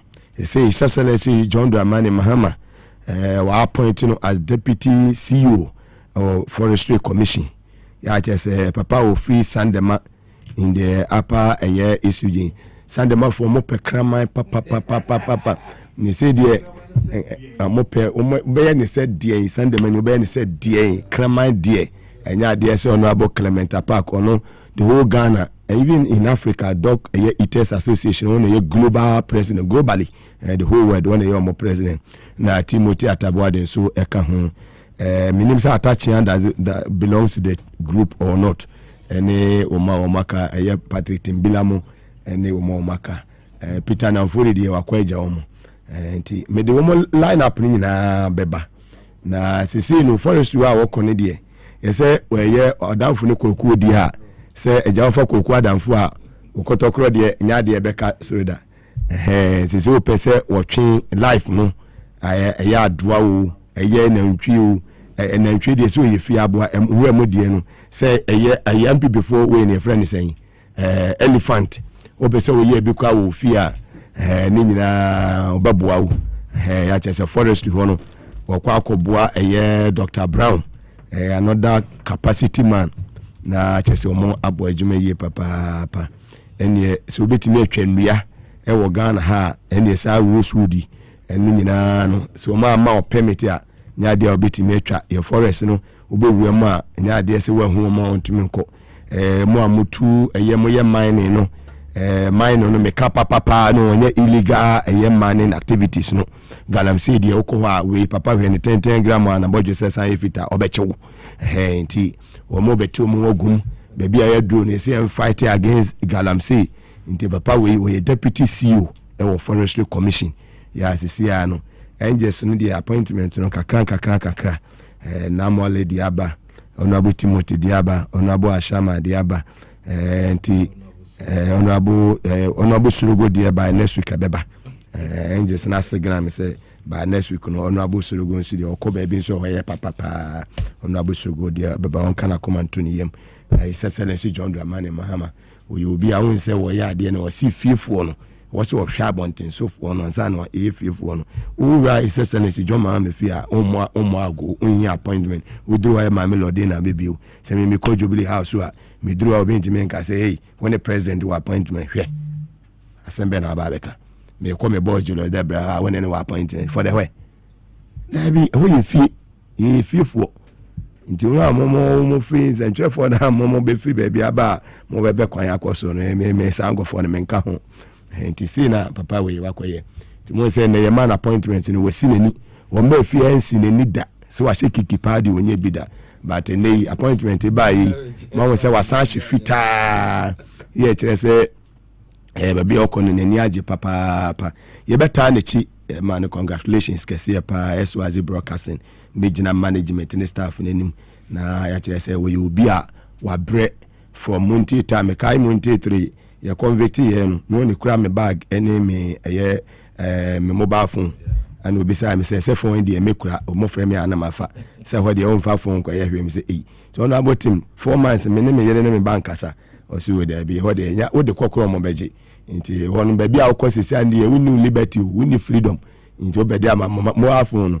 mi jama no kopem se me ko baaye na eja me san beje ma de e wo ho messages ya ja me ni secret message bia no akwa akɔhwɛ mo ede eye code to mo phone so me de me kwala afa mo fa didi agoro obi atimi ewura mo bi but omo nyi omo hunni no mama wade a no ma san da chiri mama na de no kura wankura mu yi message ma de and abi ade de odi chi obi ana odi achi obi yes odi ade be chi obi ni wani san de chiri kuru odi ade chi obi anu wa hira so wa bless sakebe na santi phone we mato me de achew enti anu no wani ni achire biem no ka bibia nya dan enka ho yenua Wilson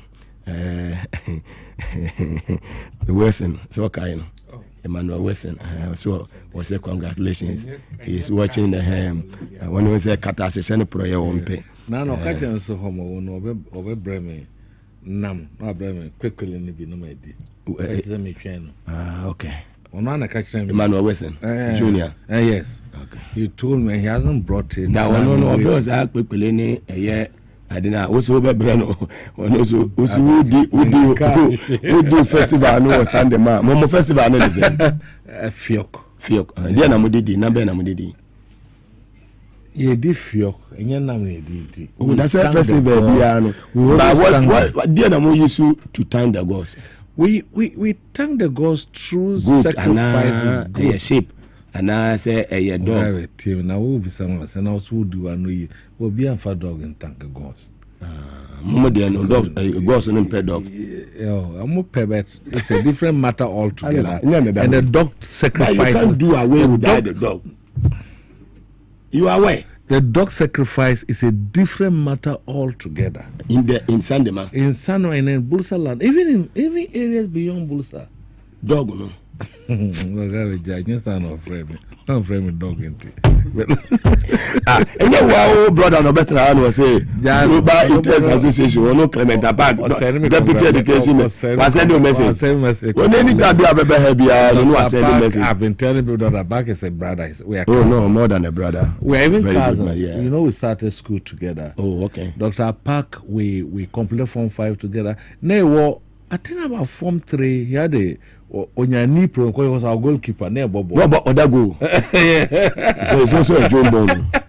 You know, one of our mates who was the goalkeeper hit the leg. Dr. Park had this left for 1 year. Wow. Dr. Clement, Deputy Education Minister. I was a senior prefect of the school. I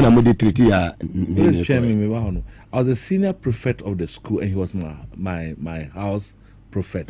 One day, Timothy Atabuade. One day, we didn't call town. You call town nearby now, Professor Mbuye. Hey! So we met. As a Mugabe, Clement, a year say, Kevin Asantinam. Intino at the junction. Nadiana Moya will be copying my I said this to them because they need our very discipline. Because a mummy no munam, no deep, a bimo pemabuma. Ne man a pemabuma and mema. Oh, my God. No, the person who may be a story. I am Bema because they thought that I was so disciplined. No discipline. So school, a mixed school, and a mixed school. It's good. And a mummy in Kwan, and you call Job, and a mummy in Kwan, Mutagati, yes, when we were returning to school, that was around 7 a.m. Because I don't want to be hitting my shoulder, and I turned to ask why. Oh, not confronted him, but that was my order. Oh, I'm order. I lifted him and beyond that. So later on, Timothy Atabuade. Later on, reported the matter to the headmaster. Apak could not because he couldn't fight because he had a knee injury. He was standing, but he knew that I could defend myself. Tunkwana fight here. Yeah. Who defeat you, Munina? Oh, Munina, Unjana. Obinya Webiana, so true. Don't worry. From that area, we've been together all along our lives. When he was in Legon, I came. When I was there, he came. Maybe MP or by me ho. You don't put what is the man the man. You know what him with. Until tear on one tear. We are there was I there. So we are there. Okay, I don't want nonsense. Yeah, bre. You know, I'm so happy today. You must be happy. You know, when you send me you must be the message, you know, say, I immediately sent it to you because I was on original TV. Okay. I said, so that's Metro, that the source. Yes, I said Mugabe must get this immediately. Oh. I said it. I said and I sent it to you. And I'm sending my king say, why jump on farm now? His Excellency John Dramani Mahama. Let me tell you something. And the younger brother friend me. Oh, Michael, yeah. Michael called me, and you know he calls that team. Congratulations. Greetings, my good brother. I say congratulations. I say catch it with the team. I say catch the president say that team is soon. Not president Bisa say send also on soon. Do you understand? I just want to tell you that the president knows me, and that this appointment this appointment came from him direct, and your Godfather through him. On one instruction, when I got them, I say that the word that we use was that the president has instructed Callistus to find a place for you. Look at the word. He has given the power of attorney to do that. But he trusts Dr. Callistus. Another fine gentleman, yes. Dr. Callistus. So on Sunday, I'm at church. You know, our church. I was young friend. We say we know. And can you know? And that's every Wednesday, I've told I've cancelled. From here, you are going. Yes, but you said I should come because the public want to hear. And when I took them on Sunday, I sent them. I called the president in the morning. No, in the night, no, at dawn. Then I called the special assistant, James. Okay. And I called Bremer. Then I sent a message to Callistus. I say, catch him say this week, Baba. No, send message. No, send message. Catch him say, oh, Tim, I signed your letter 2 weeks ago. Hasn't James told you? And I said no. Until Monday, I went to Atin, from there I drove there. Then I said I should go to the records. And then who say you can't say records. It means that your letter is ready. People were just congratulating me. Your green letter. Yes, people were just they said that I've worked so hard. Thank you. Thank you, and thank you for everything, for the support, for the campaign. You are a brother. For the everything you people have done. We've been going to places together, Yes, and we thank everybody. We thank everybody. We thank God Almighty for His wishes because it's big. I know. Now me call them. I was thinking about maybe they will make me deputy or CEO for Ghana Airports Company. Because I never thought about forestry. Yes. Me call them. So the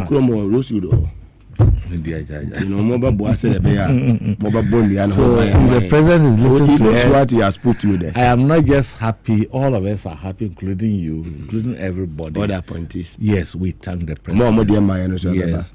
And I will do everything to work with integrity. That is the most important. Incorruptible behavior. And your CO2 is another fine gentleman. Yes, I would meet. When I meet me call, Mugabe, you won't believe it. When I gave him the letter, I didn't want to look at it. You know what I couldn't do? They say, conform yes, I'm from Moko say, oh, team, Yama, we won't pay. What a fun. Yeah. You know, then they gave me a letter I should give the board chairman. Wow. God is great. Yeah, glory be to God. So I want to be our secretary. You pay me my and I went better. Send Tokana, wouldn't talk out the crew 100. We are champion for. So when we say, so yeah, I fought. That guy sometimes the guy who came and hit was a trouble guy. I know him. It's all the trouble she had. And also when I found in the level, trouble guy. We even knew him in smoothness level. Very well. We got out. Just saying, you better than MPSC about join here on the show. My first like I say, my and for an area motor chair did you made the Victory Garlic Maase free Dr. Mwako was saying ya be num pharmacy shop heba should be a bear one cope Victory ni bi na bobo said the beer bit me aboa momoja timedi ni pedu animal free sunny you be on and take a crabia na what so was saying the 9 mensa anansi intimi me reni pedu animal in ye when your Victory Garlic Maase ni bi na on ma bit me abo ye papa obi a wontumi ne die wonum ato obi oni beka se loss of appetite when your Victory ni bi na oboba ebeboa oba konfichiri no ya ase bo odwa kope Victory ni bi nanom when your bia ebetumi aboa pharmacy shop herbal shop ebetumi ewrem wakope bi for 0242545633 0242545633 ofra ebeje so na bibia so timi akonkan ede amount omunyina da ho matachire ne de dwumadi ebro ma me sha se fitim ho na afa yenhwe ensema wodo no ye monitor ne free ho asanteman enei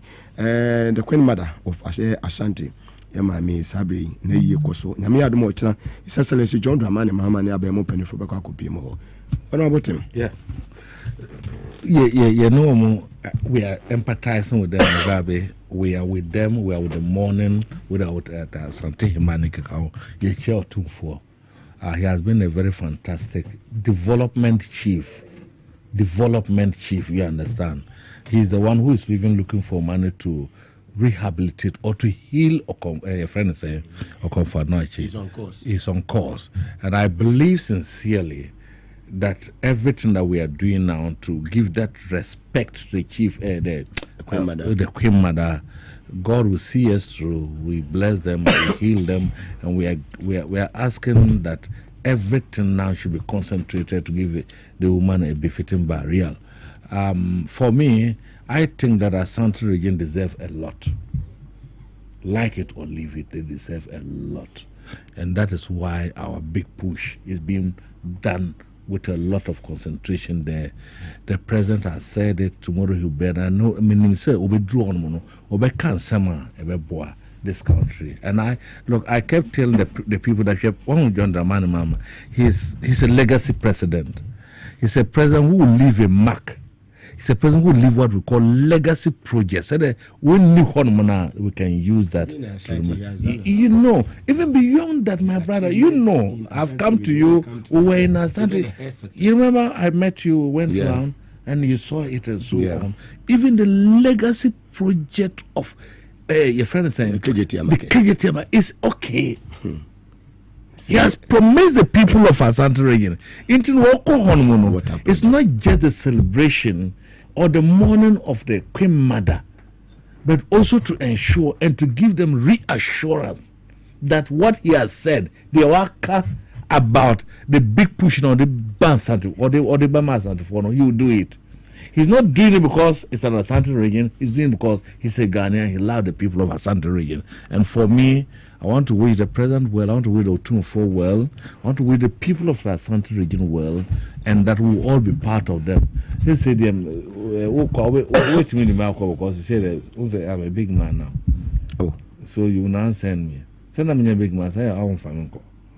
Oh, Kumasi. Yes, I was born in Kumasi. We all school go there. In Kumasi. So the important thing is that school Bantamount. I know what I'm saying. So the important thing is that we wish the people of our Asante region, we wish the Otumfuo the biggest celebration and a joyful and grateful celebration. The president would be there. A celebration of life. Or the celebration of life. Because yes, and for development purposes. I say Asante for no one charge your mama echi. Of course. And I've told you two things that your friends and Ronaldo has broken. No more the issue of say you will meet two MP to Mesa. Yeah, done that. Two, it does not even matter where you come from. Now, when you become the president of a country, the people want to see how development can be brought to them. What development can be brought to them? It's not about you will meet to MP, you will meet to say. So for me, I would want to wish the president well. Would do well if time allows us. When you are going there, I'll be there with you. And day 3, yeah. So that we'll be there. So I wish the people of Asante man. I would say tradition and Yama Ekoso Amamre Kwanso. Yeah. All the paramount chiefs under him. Yeah. Omunina Elho and Ibimosha white, Ibimosha black, Ibimosha red. I say Ninano it signifies something like the symbols in the idea of actually BB say BBI yeah. And it signifies that because some are for peace, some are also for development and so on. And at the age, you must ensure that whatever that you do, they bring peace. That is the first and Mugabe. The second thing is that look, the most important thing is that even our northern chiefs will come for this celebration. Yeah, of course. And those from the voter, and they will use it as a point to settle some few challenges in the northern region about our Tokwana CSC and so on. I am so happy and I'm grateful that it is happening now in the Asante region. We'll all be there. Even if we don't have anything, we'll just be there to say hello to the Asante. And I know I'll get there with you. Yes. If you're the only to me, we'll just like that. Yes. My lady, when I could be an affair. Asante region. I'm greeting him. I'm if you listen to me, he's your brother. Greeting him. Fantastic young man. Very diligent and very strong. And he's really working. He's working very well. He wants to change that Asante region. Yeah, exactly. I understand that. Yabas like I say, a divine hope, a year hebas and Tomana Kofa or Chia heba powder, Eddie Aba Ijaso, no Chia heba powder, no win beer, with the goon sumo the day, now abobo, or banon bemanum, and your cookui, you two are seacra, or sissy, will be a sissy or yapano, winya, a year or Chia powder, ibia, heba powder, the goon suma, Woboba, Bebwa, sexual weakness. Will be a want to me more you may year one pemu. Bema de also to me boy you may near fair water body. Boy ye may year near fair Timothy. Low libido, Nina and Fatu and chain, stroke quetty one. Nina winner a year divine hope her bar center, Umo friend or try her bar powder nibia. A bit to me a boy ye papa. Now would do any chef pharmacy shops, I would do on her bar shops, I would do a binyabi. Gapsay pharmacy or Koforidia or Eastern Regional Capital. Cab her bar was Sunyani and Shama for so for morning chair house of drugs. Boachi ansa wo Cape Coast ana Boachi eba nso wo Tema PK Gumbila e wo Tamale and also be free Divine Hope Herbal Center on 0591 565 557 0591 565 557 or fry bejo so na 0550 639037 0550 639037 wo twa heba pada wo say ojia ne hyewa wara obeyeden wara obeba omunyina dawro makana power specialist about hospital ma me edu ya sebra hepatitis A B C D yina tete we fatty liver sciatica prostate na hawo menua bema onompe na atechima oba bema bebia onompe no hawo bia no fakoda power specialist about hospital ma me edu ya obehwewo sanso na osana hawo kopona besi minimum no menua ba fibroid na tete wa ma won ho ayeden fani na kona power specialist about hospital obebo yi papa pam kumase wo feya selegbon so mcho tempono so ewo eye continence aputuja obehu no ewo jezbo filling station nhwe ni mu a nkrahanso no kwabenya pokwa CCP contempono so na takraden so no owo anaje estate obetimi afre mami ewo 0244544422 0244544422 ofra obeje woso Asira kese koma Safari Valley Eco Resort S Natural Mineral Water omunyina dawro maka ho ta chiri ne djumedie Ebremo Medimosis Clinic and Eba Center Lift Kit Capsules Hebron Hills International School afi yen shase enfi ensem awodo no ya ebobo eba ene ono abotim ohwe dialogue akoso na chese His Excellency John Dramani Mahama Jonathan Goodluck ene onmunyafo Honorable Jilo Zebra omunyina akokasa ewo ase na ohwe ene djumedie no tima ne daso na chese o my Ghana ye ko yanim ye papa nyina ne se eye democracy eye dialogue 2025 ye ko so a chief of staff ekasai efa team why democracy die utie dwumadi ni bi se na o se won se ne why democracy die it dies because of what incompetence and then corruption and that is why you reset this country on grounds that a lot of issues that were expected. The previous government was this, but when they came, what did they do? Democracy completely died, and I'm very happy to say, President, these African leaders have met and they talked about it, and our brother Julius Zebra has also spoken about it. He spoke very well. He spoke very well. He was on point. He was on point, and I believe everybody heard him. And we are going to ensure that we support him. We support him on grounds of his pronouncement there. And for me, democracy is the only way to go. Mugabe, you know that. We cannot do beyond that. We can only add on to what our chief executive said, and our chief of staff said, and to what the president said. And for me, I've said most of the time that, look, democracy, the people of this country, Parliament as an independent institution must ensure that democracy thrives. That is the only way for development. We have no any other way to develop. We must develop through our democracy, through dialogue, through negotiations, through important dialogue with the people of this country. And Parliament is a pivotal role. Parliament, so normally what we say is that it's a participatory democracy. And it's not just about members of Parliament. We are even looking at the district assemblies and our own.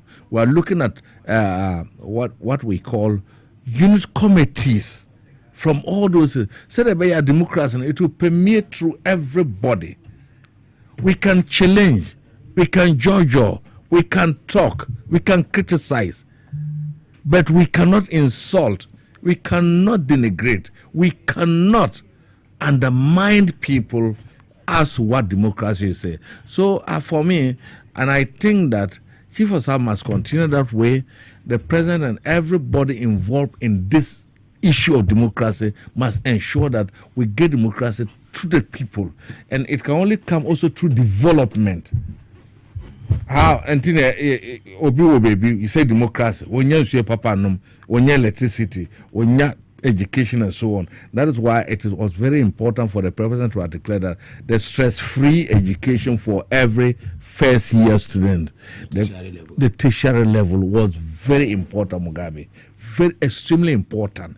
Extremely, and we cannot get that. The fact that he has even established the Mahama Care to take care of chronic diseases. This is what democracy is about. Now, democracy, no, what's the benefit if... What is the benefit, Mugabe? So, more benefit from it. And that's the Mahama care is very important. The important thing is that we must get water, clean water to the people. We must get infrastructure, road infrastructure to the people. We must ensure, say, our Greek sector, no, we do it very well, and people can get good food and good nutrition to eat. That is what all democracy is about, my brother. That is all about democracy. You know, I was happy and I heard a program for you to get former president of Nigeria, Jonathan Goodluck. That is what I said. That come to. Yes, I mean, and then to come to the program, very important because he knows he's an experienced man. Goodluck Jonathan knows what he's about. And you know one thing about the presidents of Africa or West Africa, they respect President John Dramani. It's too much. They respect him to the extent that they even give him roles to everywhere. Look, they respect him, even international level. And I will not be surprised from next year, you know, he can even... No.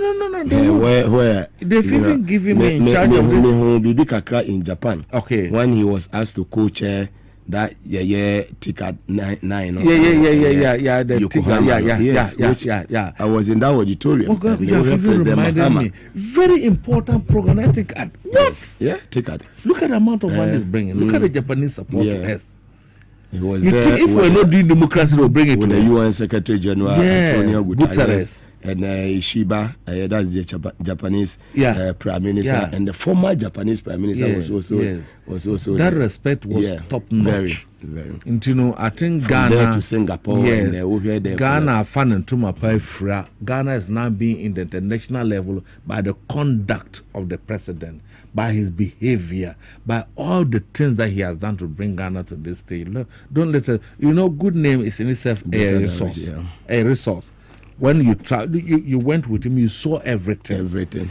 And no one can come and criticize you. You're a government appointee. Whether you like, you're a government appointee. You can't run away from that. And you have told people, and yes, sir, you have told them you are a government appointee. Yeah, it's there. And you went and then saw what the president and I'm proud did. Of it. You must be proud. Yes. No, don't. Your population is saying. You must be proud. Don't run away from it. Publicly declare and be there. Yeah. And that was what you did. Yes, you have to. Why? It is my time. Yeah, they can even go to UN meetings. They have no portfolio. They have nothing to do. But you saw them. But this one was a trip that was bringing development to the people of this country. And I'm grateful. I like that. Thank you very much, Honorable Timothy Atabua, the Deputy CEO, Forestry Commission, live on TVS YZ and also on Power 97.9 FM. Here, digest issues. I would do it. Send it here, send it. Fata. Every simple brain. I won't share the NPP. Almost so. I'm about to Mugabe to ya. Quite said the Omo come a bit of my mojo Mamedia. Omo to me and Kasa Enko. And your mama need it. With 1 year, Kuranya and Mariana Moho. Pussy cha moka galamsey ho asem no. But some of us will not sit down for these useless caricatures, the 86 or 87 useless ones or more entna radio so their minority leader if nya sabakoko anything almost so ya no kanse hunu efa Joma Maase the fight against galamsey no mu hwe we say declare state of emergency Akufo-Addo no kura na ono no otesu akonya okase ode ne presidency ne tikasi ne presidency nyina abeto so na wantumi anya hwe kura wantumi akoka hwe ankyere Akufo-Addo no ahofe Akufo-Addo no wono kase obe declare state of emergency. And look at this one as we speak eniya Irasus Donko or Hemetewia, they've been attacked as we speak. Their life is in danger. The CIA say Omo life is in danger. And look at this, another operations and echo so elho. And this is Obi had put measures in place. You see, as a very good PR man, you don't sit down and let the problem count before you find a solution. Me lecturer wa chair me PR SS appear the late SS appear. One the kan and ni some kan no and no more ban here than here fire the year you must say. A buy way by a buy papa way a buy no. Omo put two measures in place. You to me say the fight against galamsey illegal mining no ekosu baby. And me, I've advised my family members, whether you are my brother, whether you are my sister, whether you are my whatever, my friend, or see a show, anything about Ghana, see, don't call me. Yes. I've sent it on Joy TV. Yes. And on Atinka, any government official. Yes, you're very involved in Ghana should be immediately disabled. Yes. We are not going to joke. Look, the president is working hard. The minister is working hard. If you're a DC, we a DCE. Listen to me. If you're a DCE, you are the chairman of DISEC. You are the chairman of MUNSEC. If any DC is involved, the president should immediately, through the local government, disable you. Straight away. It should not be in it. Your name should not even be likened to it. It's a prosecutor. Look, my brother, your name should not, and yes, a baton cry. You should not even be. Look, any DC.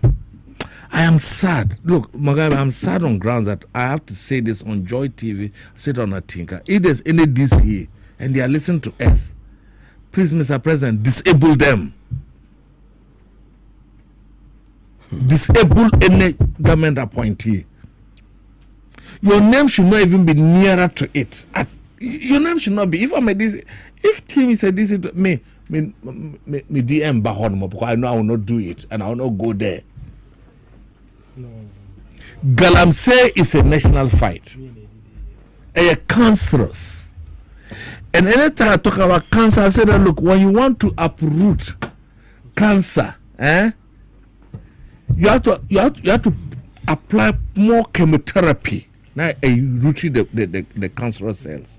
Yeah. Any government appointee, any NDC member, because the NDC that will be from the NDC structure, any government appointee, immediately the president should disable the fellow. Very well. You have no business being with Galamsey. You have no business. You should help the government. Look, look.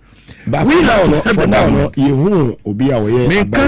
What I'm saying is that yes, I'm sending the warning to the appointees. No one should. And I know, say under this administration, no appointee will disappoint His Excellency. They should go and do it. John Dramani. Me sitting here, my God, you have advised my family members. We struggle for this because we are not going to allow the power to slip by. We will never sit down for the we will not sit down for the power to slip by. I don't do that. Mama Bernard and MPC, Brapin Kwaba Nafi, and Fadi Akanina, so and to also live on TVS was and also on Power 97.9 FM. Hey, Brapin Makwaba. Na bibi abako de someone na manya appointment ma ho nya fe na de na appointment ba na o sa to was smoke wa shedo for me pon money that be what ye the more boss do. Thank you. So oh dear, I know you'll be happy. Oh dear, forest also your oil. Beautiful. You see enya forest, enya oil, and then oil food me no na na and enya forest. We no say no benanti because enya bush meat ari. Season ni duru wana see timi kuma. E dey am for be chewa. But we have a code there. You're looking good. Very good. And I'm happy for I like your outfit. I'm happy for you. Thank you. Esa mukroma. No. What's that yache? Yeah, what's that yache? Well, boss said Nyanko Pandum Bibia. Position microphone here, man. Fantastic. Bibia boss Ekoso Kama. Very well. Bibia Kosi Yepa. Well, as I say, Asante region, the Ekoso ho Asante Hema, and day 3. Excellency John Dramani Mahama Beko Kupiemo. And so we share a year Jumedi Ekoso, a year Accra International Conference Center, a year President Kupiemo, former Nigerian head of state, a year Jonathan Goodluck, and Penifobibri, my chief of staff on Sutumiko Kasa was here. Now, we no Kasa on the team. Why democracy die? And His Excellency John Dramani Mahama and launch a democracy dialogue 2025. Our Accra International Conference Center. Jonathan Goodluck Kasa, His Excellency John Mahama Kasa na onumenya for dache hini Jonas Debranso Kasa. Minimum unya breti no ti ade na ofa film the Ekoso Ashanti region. Then we come on Galamsey the Ekoso. Mugabe Maase na mama mfa kwanya so nchida menchia XYZ etiefu ne ahwefo. Incho Mampenyi Mahama, Regulus Debra. Baby, I will be a Juma Woodino, no quarry, he has any yet not as a free soka. Mugabe, Senyanko Ponshra, and Weshra.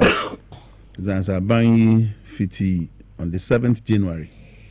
Ebepem, Baby, I was on my song Nekakreni. And so, we be and wha, HSA or Mano, and ye. Sans, the baby be crack and so, Sanya. What won and room fan. Bibia de say Mampenyi Mahama Memuno or Ereswa Bapa. Na our Bible mu also nipa money for the omanso or mangno esi epini. Maybe you know mamemfa wakwenye so na memmo minia Timothy so me mani trinkwa me mani shedding. De bia meka ha say amekonyina empatu mmere. Udu amekwa ebeso ni deso ene obekọ na ebi abre otu wi a adebecho obekọ na ebi abre ni nyina abre a mfaso bi anche da mass because ebe procra sana nyankopon hye na de ribia etoye wo se obi akọ agware na omaya na opese osisi no yenti ene yati asema de na ejina wa odi so na maka kire minua no maka se obi ade obi amre enam kwanso obi amre nam kwanso President Mahama policies or the abetu kwan mu no ana wada na di no uyi adwuma wura uyi feed Ghana uyi nkokon ketenketinya Mugabe bebre na wo ho ma ebinum a sebe ebia asem kan orinya kan ko forestry as deputy CEO enti as I say minianum bebre na no o ma won homre so ebia won company bi ape company kuma bi a register Mugabe and no betimi abue kwan ma wo MP wo ho no gota bi da ha ye be se yesiwu o de be ma won akwa akosi nti nyeni nyina na ye be kwa kopie wo ebia office ba kwa na ebie mu opportunities be bro ho no ma I say ye grab ya anye careful da na me ka tro bi say ye nuanu MPP fu na be say atwa ho aba be fast opportunities nyina avele no yi na wodi wi a won san sebe abe kan sema eni mfaso ede aguye ngani mu ase made mama example bra what the tier 3 tier 2 tier 3 ne buy no na companies akese bi rogana hanuma endizu na e ono anka obetimi akoye fund managers ebre na ngoye ye ngani buy ho so na MPP fu na mum na akoye ntu be hwa honorable Haruna Idris Abreso na aban release this kind of their macro anything because scan be ko di sa MPP fu ya ho no ngajina no so de ababe ye politics etia ye enti na maka wie me fa wakwenye so na mama otekoko so yako honorable so go so me chia honorable so chia mo nyina so congratulate me no nyina chia honorable na na de bia bedi mo honti if you American na bi o no o de ade free make abreme but me sankan amekwa meja bro o kwa abeja de na be you said the make no mama dates or your mama dates okay we there Mugabe na mekani abrewa akra so konekura yeah inti ni ai best stress nananum bewo wa no nyankopon beboa na wama no baby panso amen akosue se edu amamre so nya da bia na ye kan se e bia abrewa ye fim anana na fim ogazo bia okwekura na waba minim se ne aka echi de nyankopon no betimi ahyehye amana akoso pepepe obi bia obekọ akọbua otumfo saa abesiwi mu no nyankopon kan ho no mfa ne nkọ mfa de mra mami enti asem boni bi na meje de se brane de se sebi edu saa abre no ma ne aye kan se nipa no okọ akọhome ode na akwantu puma atwere ho ye nyina ye bekobi abaye bia ma santeman mene na bi no kan asem se owu eye kanko ampa so that na was can you say did keke me no see eco circle na so enemy di kan so bi kan meba ye nyina ye si wada braka mo besi won se ya ode na nso Africa penetrate the bia sebi obi enya over 90 years or 100 years o we say ko bisa say den de kumun na ga hwa nka den na esi kumun nti aberewa timi adi samfe na nhyira nyobiana obenyane sa mamemo omampanyin abaso anesa jumedi e ba so a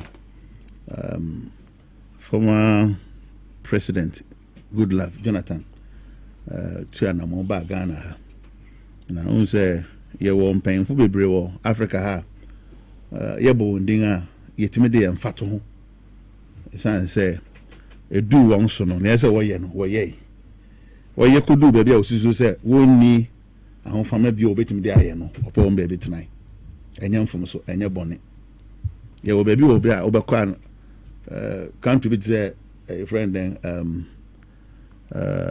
what's the name President Paul Biya Cameroon now we Cameroon fuze ni ankase be sebio ya wondi nga tumponga ukwe football na uko nga manyo sema akwa over 90 years Mugabe nanka den bio na uje onsi nanka den bio na uje and no na ado tutumbo say democracy no so the best form of government and praying the eniane wo me menye believer of wholesale democracy. I believe say ampa democracy no wo ho dodo amamu eyemra amamu Mugabe so ati ase na so say e bleed in discipline and say emma kon ma in discipline e get root all in the name of human right so na me kan ati ase ya jijesu ya mana kodum pempensu bia untim say democracy ne ya de papa na de brain ha sebi ya sha so nko berema bia de obewaro bia ba ko nti anka na yefe Mugabe oberema were ye ba ko ana obetma ware ebien a eno nye won a wode saa chire ne bae no enya de won wo endorse saa nipa na wo so obia ba ko oberema ba ko ba wo so sanfa oberema sanka wo inu bi man de be ma won kwan enti right no so called human right no the do ho wo de toto nipa so ho a ene ni nhia right na me boa democracy and they give birth to some rights ni na me medical can me san can be say me believer of wholesale democracy Africa ye wo young culture ye wo ngamamre ye wo kwan fa so tete wo yang ma eba say yenyi omampanyin a tete wo gra wo ye so nim sa wo so we ye na me akra otumfo di dusi be nipa be ba sakoba nan wo son so ansa no be nya otumfo te ko so enani ye te se owura kwasi ajeman no no so bi yi wo fa so ye ne kama tu anto secondary amem it ye na manu hia also we won adwen kopenkrum it ye betimi aye young democracy wa Africa to ye na mamre enchene eno na nka mehwe kwan democracy made in Africa obuwum nidi wum opepa wum kwasafuduma wum se ye de ho ba afore wum mpato na me ka wante ase pempranyi akoye capitalism nkwan of democracy. I don't believe in those things. Say me wa hoden yen fan kobo yen nsumu kwan yen fan ko do krum yen ko fa prapra go so there bi obi an first camera na yen pu nipa ba ko yen fa man yen tu aneka ntina me de say me just social democrat because I know the esikafo wo nkwan e no nkyerɛ so obi an ko dakom aban wo so sabe ma o de sa amam nhyehyɛ de tom no ɔhwɛ sɛ ehiafo nso kosi na ahia na ɛsɛ sɛ wɔn so survive into Scandinavian countries no ma wɔga wɔ yɛ social democracy no wɔn ho hia ne bubu wɔ hɔ so ati ase ɛna wɔn ho sika ni papa chance wɔ hɔ unlike America bɛkɔ ebi da gotem ebi da bridge ase ebi nso anya wɔn ho na wɔyɛ wɔn ho fa because God for us all, each one for himself. Wo sika wo ahoden dia ese won saka sebi you oba niem disifie jetum na yetimi so you physically challenged se mo kwanse me kan sa na se we na the infofra ba ejisi wo se ye nyina ntumrika nko osu papa ye ho na obi ankofa bibi wo ho a obi betimi akọ because wo nyina so wo huna de wonan ye bien oko America obenya no say but oko social democratic institutions no man say countries no man obe say there be oyide kwanse na so fa ne de soko enti ultimate quantum no yanka so obi ankodo no kofa no pekeke enti nyameka ohuni yesese yetimi isi na ye oko Cote d'Ivoire so won so to aba na oyi mampanyin meba where do so mfia hini ene ma democracy na oko Togo ebusunya baako won de so ko be 50 years nti anu so anya democracy say am so democracy that is it. It's what I say.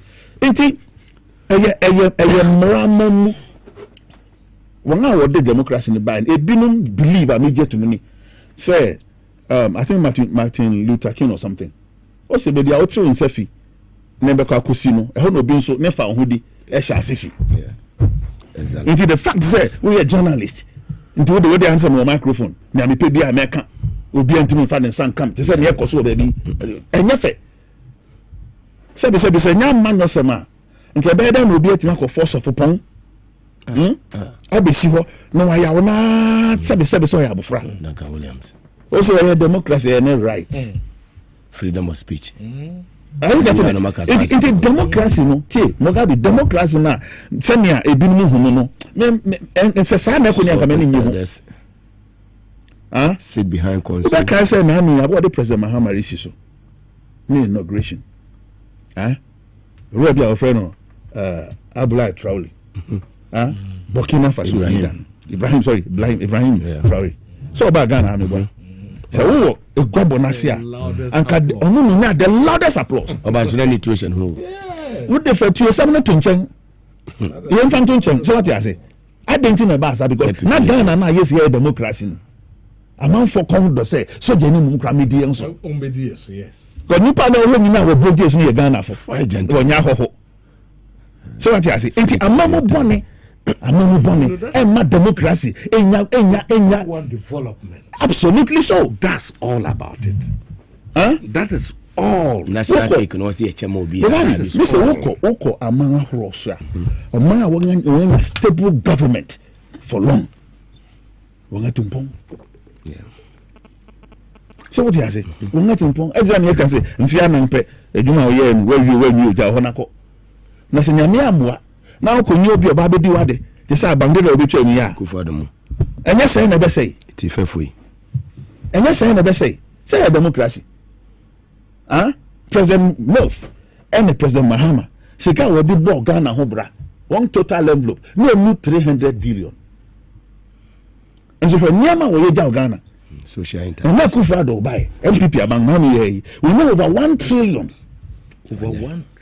over 1 trillion then pa what ye absolutely nothing we je bosia fi euro bonds $11.03 billion 30 billion Nami ye big push ka hin erekom big push sika hin erekom you declare year of roads Mugabe oti you declare year of roads part 1 part 2 part 3 and so there's not a single trunk road we Ghana not even one trunk road maybe Accra to Kumasi Accra to Ethiopia Accra to wherever sunu kwa yente banya kwa nkudo nyi enti sa memory encourage democracy I don't see it and so say democracy enti anka me the democracy hu ni say ebe hu say Ghana man yan how nyina yan kodana yan danyo nyina and say see to ohia bubu ase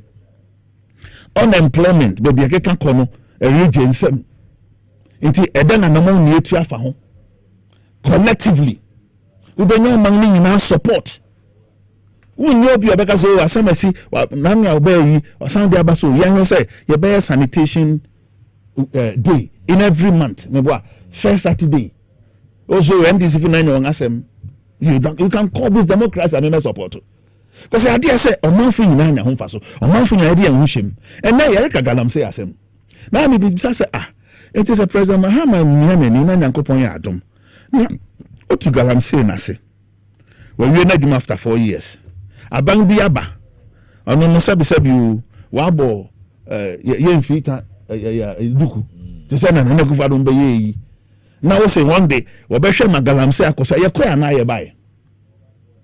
It is a human na support. And then I can say jai maybe say there be utie tia no fa ho this man nkoye. Ti bo na me mate kasa na koso am say na den na ba. President Mahama so and central for mumra ni nkomo. Bisa masem. No be bisa say galamse no ho anamontu no. E den na wo ye. So me bai galamse me man mining license bi akrada. Yeah. Nti license e wo ho no ye na me beto yi.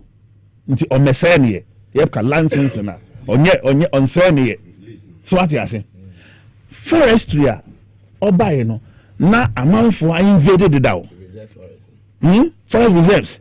Wetinya bomodenga jemu akron. Enti se ba ko no beto no. Obaye e na bi se kan ho dia. E so wan power faili. So what you say? It's a President Mahama ama answer no se me o man no. No hunu ganga be hunu na be so make sure me boat you nga no be ka President Mahama wa ya dia na. And go be bo on se mama na. Because praying ya hia no say there be gold na yen dia nyankopon de ma yen. Ni atime say adwofo no de dim bebrese yen. President Mahama take say we adwe. Oba no say Ghana for crime say betimi adidi ade no ma na ye o. It is adwofo de one dia yan so ebenya kakra. So what you say okay ye nya kakra fo baba mfa so ama yen. Sika ye nya from gold board. Mugabe say minsra what the cocoa sika ye be yan fia nan boma anha ye nya less than 1 year it a resources are Ghana bit benefiting immensely out of it it is adia Ghana fu na etu won tu ni yan tro nko obefa so etu ni anya ho mfa so won anya won so won sika kakra wo de be ombra wo se won ti ase declare state of emergency and so come here state of emergency grad me hu na akire o emi aso na egusi you anampata me boa say o mampani announce you nti ana command is also or the soldier for echo forest reserve about 43 of that osusu say wokono wokobo ho ban or the soldier for any state of emergency nye bia ne because or it take a stringent measure beyond the normal one sana mementi as men beyond the normal measure no or the bibi for reba it in the bano e be hyemo kena kese ese se ho no e bi o manipa dantem anka obe datem bia wo pe but aha no President Mahama be hyem ra say fisa be company say be da so what you say e follow within state of emergency it mean when the ko say o announce keke o announce we are no pen be ntina obi amu bi nsa ama kofi bu akotena office nko ba bia forestry be bia onam nam ho e no de ye pa na o se there be ye wo akwantu foforo ho ayentu na form committee ya won enko bo ban na me mo kan sem bi me no ya adwen se MDC appointee bi ade no go rem e hona yedu na kufa do address no na appointees of government no ye minors no what to galamse for Bob Watson the catcher and doctor professor all right Sabri yanti say MDC appointee be unknown. Eko ye galamse. Nti e hono plus wo ho e ma ban right? Allegation ayate say so e bia from illegal tax force. Illegal tax force o. Won no won we say watching crofo so kase ye ma untu na bia wa pe bibi kakra ma wo. Me who say enka me kwenu mum ti oni yo. Me support illegal tax force move in the fight against Galamsey than an appointee himself involving himself in it. It is she know why say President Mahama approach Emma MPP Nana Gufado approach the same. It is not. Even an appointee. It is not. We are making a lot of strides under this government. Sabu 2024 alone. License about mine from the Minerals Commission. Mugabe, over 600. Since thousands are starting to be corrected. No, what the license was on Fanko Belgiana, but Gramio. So the money panels on call reserve. Uncle to mining a year to me. Now, Naku Fabra, Mra, say, or no bet me, I'm a concert, or being to the forest reserve. Useless. Why am Rana man? President Mahama so bigu so ami to hu na mo say mra no na yi afi o say jai no ni enam na ho ofen jai chi na declare state of emergency no be am pen be bentina na ye besre oh ye will be me na me hu na dia obi a ATS ese no Mugabe hate campaign and a binum etu ohun so say we be against President Mahama in between 2013 and 2016 President Mahama launched bibi say ye we say kotasese no proy utie ye be waye ni so name and shame ye expose what say kotasese no proy doso ni President Mahama ye na kufa do buy no wanya number can no hoda new worst performance 43%. Okay, new worst performance o President Mahama koya could do 48%. Na kufa do nya 44 da no abon ye ti nipa ba here no kasa when you call hibernation so called bodies are one day mrano one nyina akosi ase senior journalist for Ghana Bar Association say Abraham this is where no find one voice. I look at the leader Abraham people say there's a holiday see President Rawlings Abreso President Gofra Abreso you yanti won kanda not a single statement.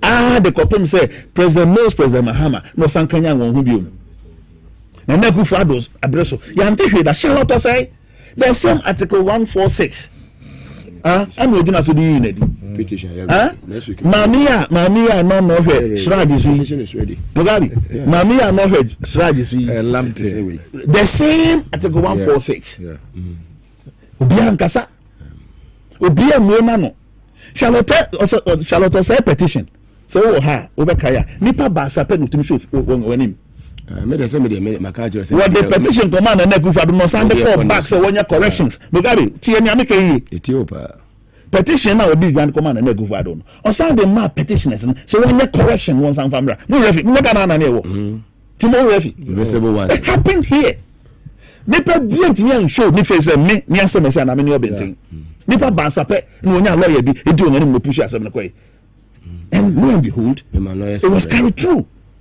next week because of say Charlotte say on sister register so-called Dr. Baumia allegation say foreigners ewe yen room ogofa nipa be esia we say me 10% ogofa 90% naba amada bepem ne because of unity Charlotte no and no from committee right one eminent justice CRC whatever crap eda no we yan hwehwe nyina akosi no hu ni say asema mo kan de ase ni nyina so papa eno mpo so obeka ya wo call Supreme Court share say ni say nya ho mpo a ebinom de health insurance card anya no yakoka ya say no you know you don't remember say me de ni nyina aba me de ni nyina aba useless ones menka o ya ntana me beza me boso na ada bala ma menka no preko o kan fasis Mugabe wo de mo ko efiase say Mugabe you spare them ena mo nko o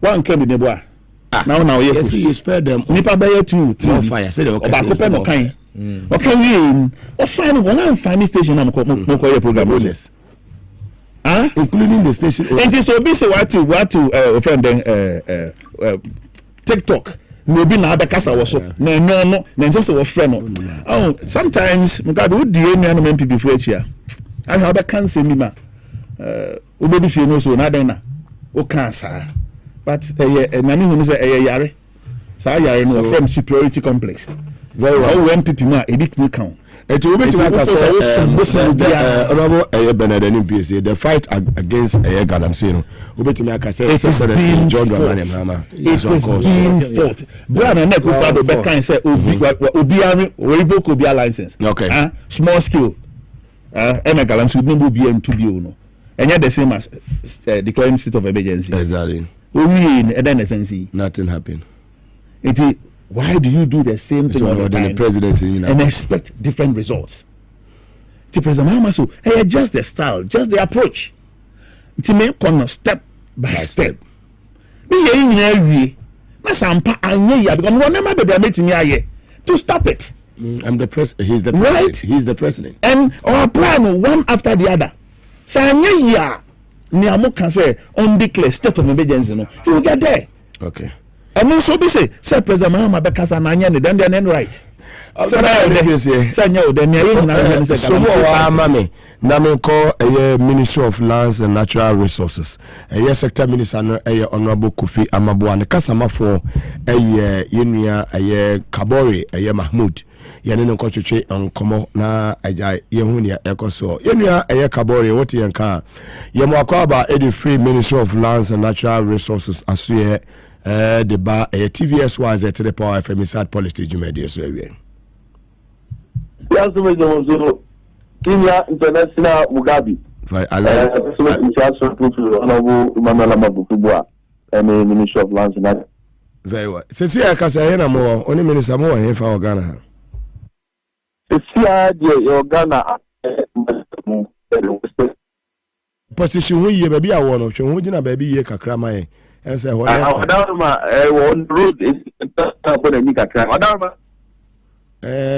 a bar article baby I want to jina wa kakrama ye wadaruma na yetimi commentary training here papa dear ekoso fight against galamsey yenya ne TSC operations awodo ekoso na wotwe emu obetimi update ye kakra wadaruma kaboring. That's the mere more Mabasa Ray na what is no other for the that Jenny to my Pamisia Ghana Mapini na say it's a man on the Juma Power. I say I share with you to and Sas and Quabutua or no young for Manola Makufua Butuano, Juma Di Baku is in a Nisuka and it's a baby Kwamboni to Fumagudi friend Galamsey. I feel my Quata. Na yasasa no to no kwampa so ama mai afano to mapafra enti yaba ba mu na olu Mahama de ko butu aso e ho no ne ma hodo no anu odi gu akwan se seven penny se e ba bu amwo ja onan na wo ha ja onan de nka wo ha ja onan nke ye enti nka ye nyina ye mfiri etum kwampa so na se pa ide gu akwan with responsible cooperative mining no e nyina nka ye mwo bwa ye ho na abanse se odi mine ye mfa no mum na aban mwo ye ni ntu no kwampa so. But said the direct can be a men's room. And see, a word depending on what, despite is a pie, the go going in Ano. One of the Omnazia Subrancia. I and one or when you could stop us almost Senwo. And so one or when you could stop Senwo. Now, as about France, I would give to it, Damama Habine Channel. And intensified effort against the legal mining. No. Now, what we every year, the UKP could be a flow with Jura Ashim. A war in Sama East Mountain. Na kwa ebia edua ankobra nsubonten no ho na chese abrani ni na busuafo wo monto mayi atimi akobbo shede e ka no akurase dan yi beye ahasa wo mugu kwa breto mu a wo mo se kwa no na asu zanzo no so aka ankobra no ama enye asambapa no na National Anti-Illegal Mining Operation eye nine Moscow ho no wo mutimi ayire wo mo akwawa and we know say all the 3,000 shed no a movie aba a new dancing club a move one why in no yasin say jurabe nipa be yam pemi en sadie no can say one will go Burkina ko one will go Abrikozuko omo etu akoba bi aka no so omo kwa ama yeso ne kwaye no e ho to no eno ya I wo denzri ahafo eni asante ifinfi wo babi kwa bruto denzri no compartment man twa so babi also special operation koso and also abua ama denziri kwa bitu no e fa no to kwa ne ya bonsa subonte no so also special operation koso ho and so yes say bonsa no na na dudan kwa kufu ado apen so mo magalan so dokuru no ama as November 2024 now the only treatment plant in the Takwa municipality of bonsa no na shutting it down if you need a true punitive measures any enforcement strategies you know e betimi aboa manso na ni ate na Ghana water for mu fidi ni betimi asaya manso aso so ama adise water kwa ene ne potem aso anya bianom enti minister naye beye na no do ada nwumre yesi mu de ya da so na mu a ya ba bepi atoyema ntemu a niama miensa na eka bom say e betimi aboa na yetu gadamsi ya se woto yi mu ebi nchechire obu wa odi papa no onye bone ntinchechire guzu akoso a ye fese obi betu ye nyina betu papa ne yi boni no free mu ye to so nyenu so ye platform o ma nipa na kwanya platform papa e no ye na papa ama o man no afa no to papa na waja boni no because sans obi e do free for asempa kodo eno nti o fe bi say cooperative mining responsible cooperative mining ko bodi no so koso a large scale mining company ni o ma hye nyina no minister aka to omutu say everybody here embre the bar almost so say yanto mo madia boso anu ti mranti every work pay be as time say you know onika bi na say the yambo no to na mo se ti ba ko yammo mo kwampa so na mo nye gold mine no ne kwan so a e dey so mi ba krum na adwuma ba fi na ensuo do ne kwae no and the capital preventive measures and forcing strategies are and also now must be a number we go so ayo Ghana for na nyina say o man no be fa no to prefera e di Mugabe wadaroma amen for konya iso ye so asem ka kire nyame no aka famfamam a higher Ghana BBC die amen fa akonya kesi na amen fa nsira bishop covid for I wish you go with the Catholic Bishop Conference I wish you go with the coalition against any government say sabi so say bi nyado o ya de kwa so ese re na do na bo wa ya se ese re mo bo do ma do no se akwankyere ma ko so no say this doctor de se kan kan o na wonye no mo do no se kira ta se kan kan inya so se no ne kwampa no de mo mpanin kan ye no ise di egwo gwo o di se be ma boa ama kwa bo ne tuska ko kwa fe ne galamsi no let me atwasi de fe ise bia e bi ensambo a ansa ne yakwa the last declaring state of emergency in the policy strategies that they do go for no e dey benefit na positive signs have begun to show especially and Mugabe any that so be okay na Kabore Mamudu na chese de okay nyina kire say sector minister for lands and natural resources onimonyamfo Kofi-Boa obo adwuma pa oh Mugabe says that be so be nyado enjin kan fo no na so already man ego na menka say papa no fi say oba so e ho onada ensuo mu awiemu odimu na yeso hini bia ne se do ye no eninti ono se okwa na nka camera si so na gidigidi se dia hofo bi ye no da bi ono de nko pese ye ko ye ni no na ankobro no ni ati se ya wan na ye bru na ye kwa bro ni na ya habamu no na Ghana fo no mo de ne bo abre no na ya sha siesie no ye dua no nipa nyante de mu na tumade ha ye but me timi de no sense no bo aka se o mampani ma mamu e wu ya so afo be ye miensa pekura wo mo de odo akomapa ene eyi ma se o man no fa ntuma perfect yi onobo yi manela makuti doctor se Maase no ana awewo ogbo adwuma ahobrase mukuru ade asom na ma ene mampani. Very well. Yabada say Kabore Mamudu spokesperson Edema Honorable Kofi Amaboa Minister of Lands and Natural Resources. Kabore Mohammed Yabada say for your time and you may say so sector minister Honorable Boamaye say Yadana say Ebona Basu Ejumapa fantastic.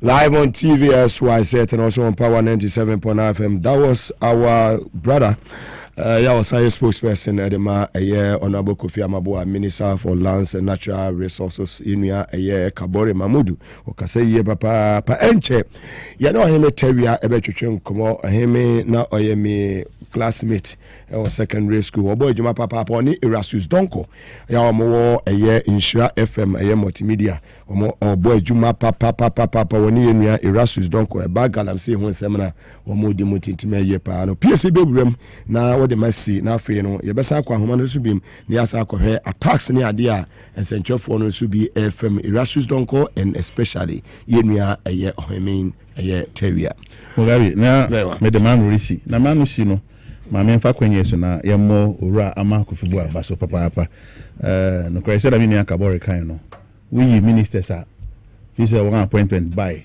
won asomu nyo won da say obenya no ho afa say bia me kotena say ahome ba ko ye owura ama Kofi-Boa ba ko nso be ye Minister of Roads and Highways owura Kwame Abuja because a challenger who need time to rest. One so I respond positively. What did you ma? So what can you be say? Now per se no tiwa. na obetimi ahye no ene say we dey aduru begum na ani atew nya be friend no yen kasem ye friend Alon right so wonye ne sa insuna kasa betimi afa na natural course any begin but enye dakro ananenu ana 1 week ade a be take time na Ghana for expect say President Mahama be na ko hu ya nsu bi ani adan kwa ibreturu nyina won asiu manasa ngafu aye kwa ede dawo here nya samfo ni prempren but data and support won a wotusu say to them no President Mahama a failure war galamsey fight no data doesn't support it bina na make I say what the to hu a fi ni wa ya I push ni aye beto no to its worst form ni oye nyina no I respond positively to the right direction until say we baba bondin so say na netini no me je say okun ed we bi en obitima ka say galamsey ni yetu ase awie nipa ho ade na mom anamuntu a yebetimi atu na ya sustain no Mugabe would declare state of emergency then I will lift it now lift here then nebema yansanko so how no biom how to sustain it tina President Mahama say pair or no understanding of the situation and the senior osusu says to one among fano nia ori betimi aboa sika Ghana for de sana mene wa na bi susu say eno na e won trade but we hear say ye be kire won kwan papa ye be fa so be ezo o te say honorable friends kwa chufu so e kasa ye o de atodwa say aban no the measures be atoto akwam ya che say ye soldiers say military no ye be mo permanent place ya about 47 or so areas ya omo say galamsey no ho ayese pa no omo de omo station omo ho a be permanently nya de so mo be ko ho na maba mo be ko no maba oyi me tawia adwuma ewo insha FM ma multimedia we me nua prekope nyina ko school together oyi me awia me mo akwaba e de ba TVS was at the Power FM so me nua oyo so Mugabe na pom te say who adum okay very well attack awunyaye ebesi sabre ewo eye ujumedi ana odi sense ntwe ne de ma multimedia ya wo Insura FM ne Love FM Kumasi ebesi no etesan wapom tesan afa attack ya wunyaye ewo galamsey fo ensem me don't say make us say finish abra sebosi ye no me kono na me kuta me die mu na me de call galamsey site honum forest reservoir obekaya abra amako figwa obaya oso for pra igmeji ejinka ubavi odi ka koye galamsey site no me sabi akoya bi samsoni ikobi mi mojani ede me kra to homa Ghana ma sabe security operatives ma attention gram kuta pump action gun me abankese so achiu edigu mi so enye baby ase tano ofin shelter better wa nye futu ye wa sentimental ha me ko no me ni die na ko ye so the medical kan na so e pie no na mi nkuta mi mu die mo bi mi table ni be kan say I went there in peace na so by no I came back in peace as I say wo mo obutu efema gudia womo actually so near process for actually so my area and some job for a day no mitri pie mitri mu to abo pie mitri mu afi almost an to me so to come sekaya like I said yankopon ko an di mi ma for fear and sekaya mo di fake me na me nine abu to try no be any way try and so me try and the media o ka who say sekaya no the marks ni na awo ndi se me no ka se fi ho be sisa abre no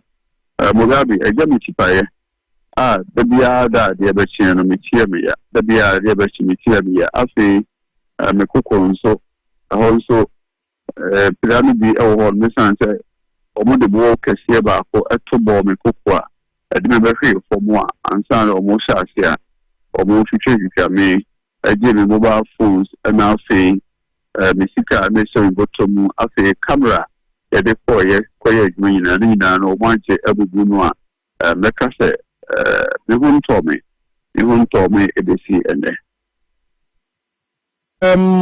Abamo Panifo, no wedding come on. Ukrainian, Abamo Panifo, or Money Wedding come on.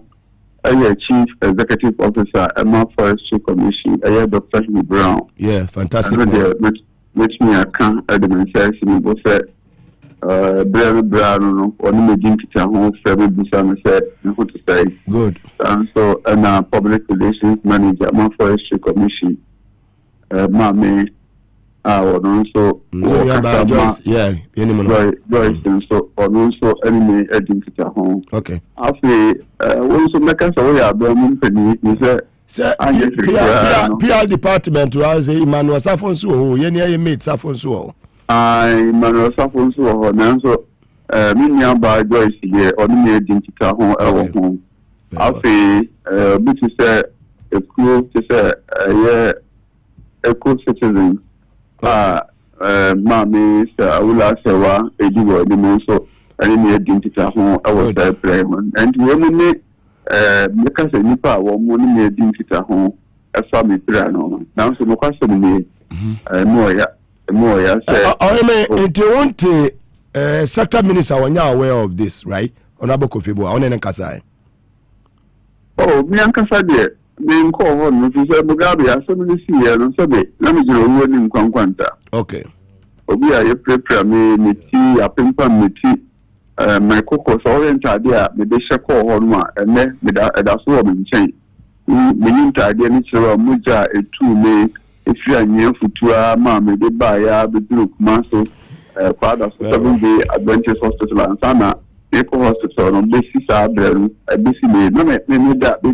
We know rolling Quanquanta. Any mobile phone into maximum penny phone book and the boy at a mobile phone, mammy. Let me give you say, I'm not going to do our 2 months of the say. They can say, obey or swap for bread, you kaya, you didn't kaya or call, yes, or pay galam same word, man. They are a couplement, and so on, you could pramino. Now, me, no, I made some new woman, a body about on thing. Mammy, so a fancy tie or Ghana for name, my GK and book. Almost friends and trouble share Muka was my era Abbott, John 4, or also no one about so to say, John 4 enemy to home. I'm a non-rampo, that you said, or share one penny for their 2 penny and Yenia, Yapaku and some may ever galam suicide here.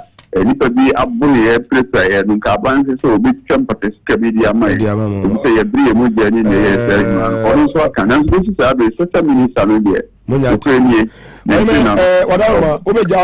Obeja Honashamesa, Wadaruma, I will take this matter up. Na Mama Penifo Aswati, na ye had done a fair war be who say the fight against a galamsey and centrophobia anymore. You know, yes, I tell you, way back in 1995, Kopimsi School 1998. We've been brothers together for so many years. Yes, I go school together, and so I will take this matter up. Now, within few days, in Obertemen can over here, Oberti positive results from the sector minister, my brother. My regards to the family, my good brother, Himeteria. Mame emphasis that mama boa for PC member so na fe yemfa ha TVS YZ power 97.9 FM you me dey see ya na edi no ye bowura ba bia na ye hwe niema ekoso ehun say aban we aban a wo fight against illegal money, that is galamsey or Himeteria obeti positive results from the sector minister.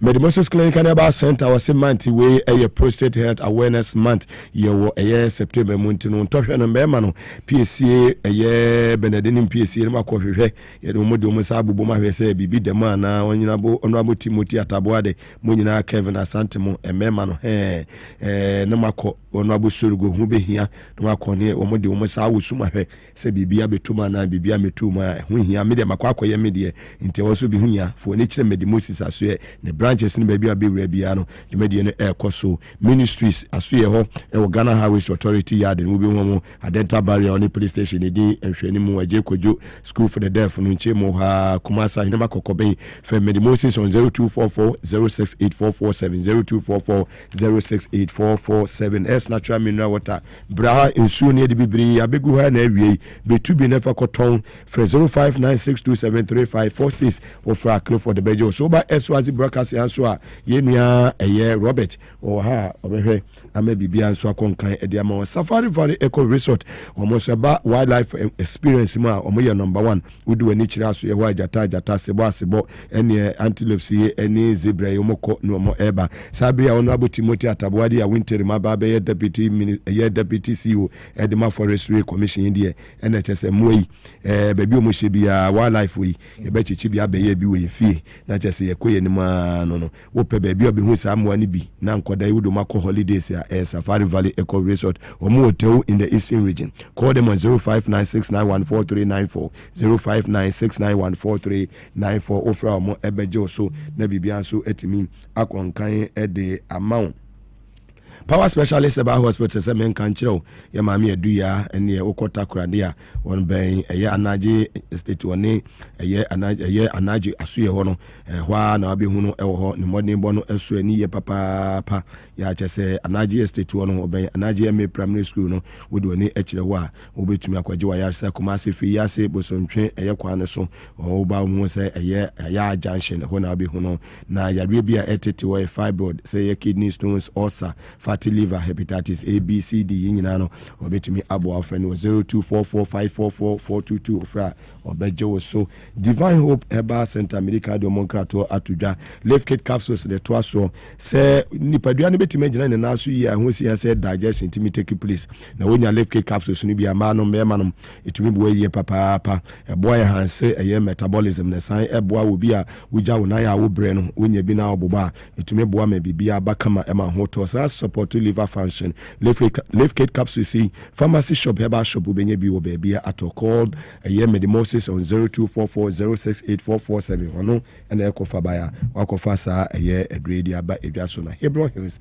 International School say excel and shine for any media evidence on road admission cost Montessori 4 months to 5 years learning materials no school ra edifi United Kingdom ede aba udu wana nkwada yi umudi agro camp for we say yes obano wenya good foundation ni na Hebron Hills International School no why in upper premise no admission go so air course so well Matthew himeta we are mema 2 minutes nothing ya in fabia PSA we na honorable Timothy family see what I remember ora himeta we asma okay ayreho yesre nyankopon de wafem yesre nyankopon se ohun ne mobo na omwanoma omana hoden na me so me de man no betumbi na yasre se abanhwese obetimi aso na senka krana because Mugabe to dey na wo hwe ora Erasmus ene baby onam move together sometimes say one person because ono ye no ominzu kura camera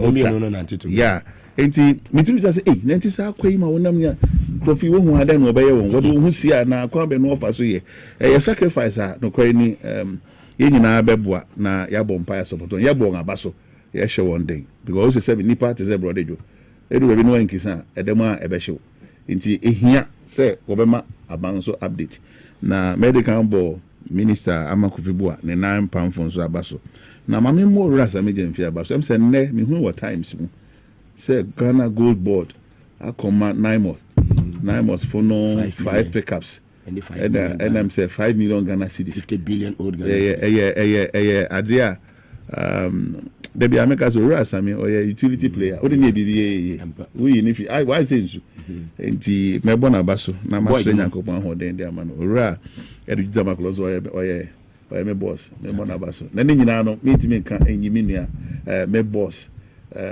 madam fu ba ko pe ora afechi Juma odi wo boss no ashasinti ti obi abaze obi achane boss obi fi ase o asese mi chia no oye boss ankaza me chia ono aboko fiboa na me chia ono abo George na po me chia George na po me sector minister very well na yencha onga wa fantastic minister na ya jantu ano chia omunyina live ona abo team yeah so be chia boss ana say wo boss yes and boss the same Hugh Brown.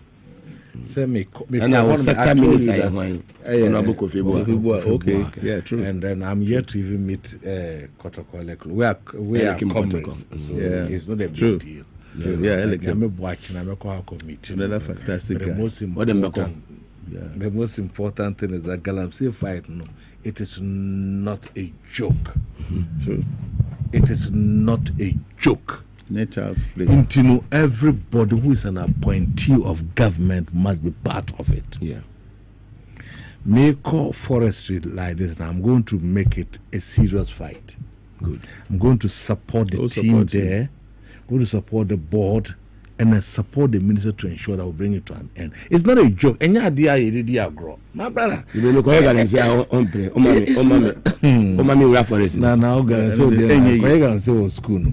And it was in two soup in two of it is not a joke. Look, I'm so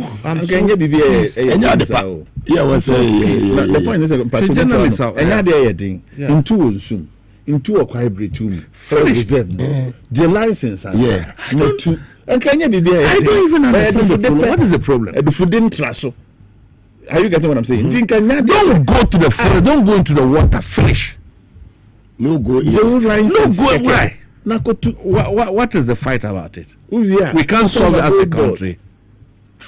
Anyway, Mugabe, look, the truth of the matter is that we must fight it. It's a national canker. Yeah.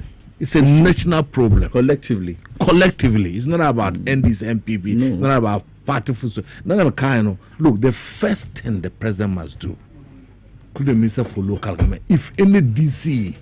The Dinipo better. What do I put? Say the Dinipo better is nearer than disable the fellow. Because you don't even appreciate what you have been gotten. You are more DC, you are more government appointed. You still want anyone who is found to be part of it should immediately be disabled completely. Very well, thanks so much for your time. Bernard and MPSA, Kasama for Edema Bost, a member of the NDC National Communication Team. And Honorable Timothy Atabuade, I won't tell him so. A former MP for Busan of Sandema in the Upper East region was a deputy CEO Forestry Commission. I will find Chaka say Emma a Honorable Prince was say Ajikum Kumawini ba Kumawidi share me boss Jana Daurma be microphone man setting anymore. Not just a ultimate capacity Honorable Prince was Ajikum on your friend or Padepa. Honorable America mem. When it mean no about Madam Chamunina and Enumri, Massachusetts, and in Patemoma, Mopina, Opo National Nitimina Chamun. About the Domiana at Nkwama or China, your best share or China, Yene NIA boss, a year Kuku, and a bidding Komahawana, Yamame, a year Zita Benson, so. Ghana High Commissioner to the United Kingdom on Switchina Obewaha to say goodbye to us. Sanse Odin any UK Wakwa Bono Ejuma. China Yami Adma 1-on-1 with Yaira Koko at exactly 4 p.m. Nemum Emani Zita Ebejoni a year show. Mugabe Maase ni midime sorry so enyumre no sia kase ebo papa ena Vositerina Benchiano Oko. Zara metane ni share papa. Very well. Fantastic. And Honorable Mavis Frimpong on a so-called France. Damunina say a large scenario so called Saudi Arabia. You congratulate Munina. Yankopon come home. Nabibia and concern you bring Siaka say papa near the Ebremo. Mamunina mo anything.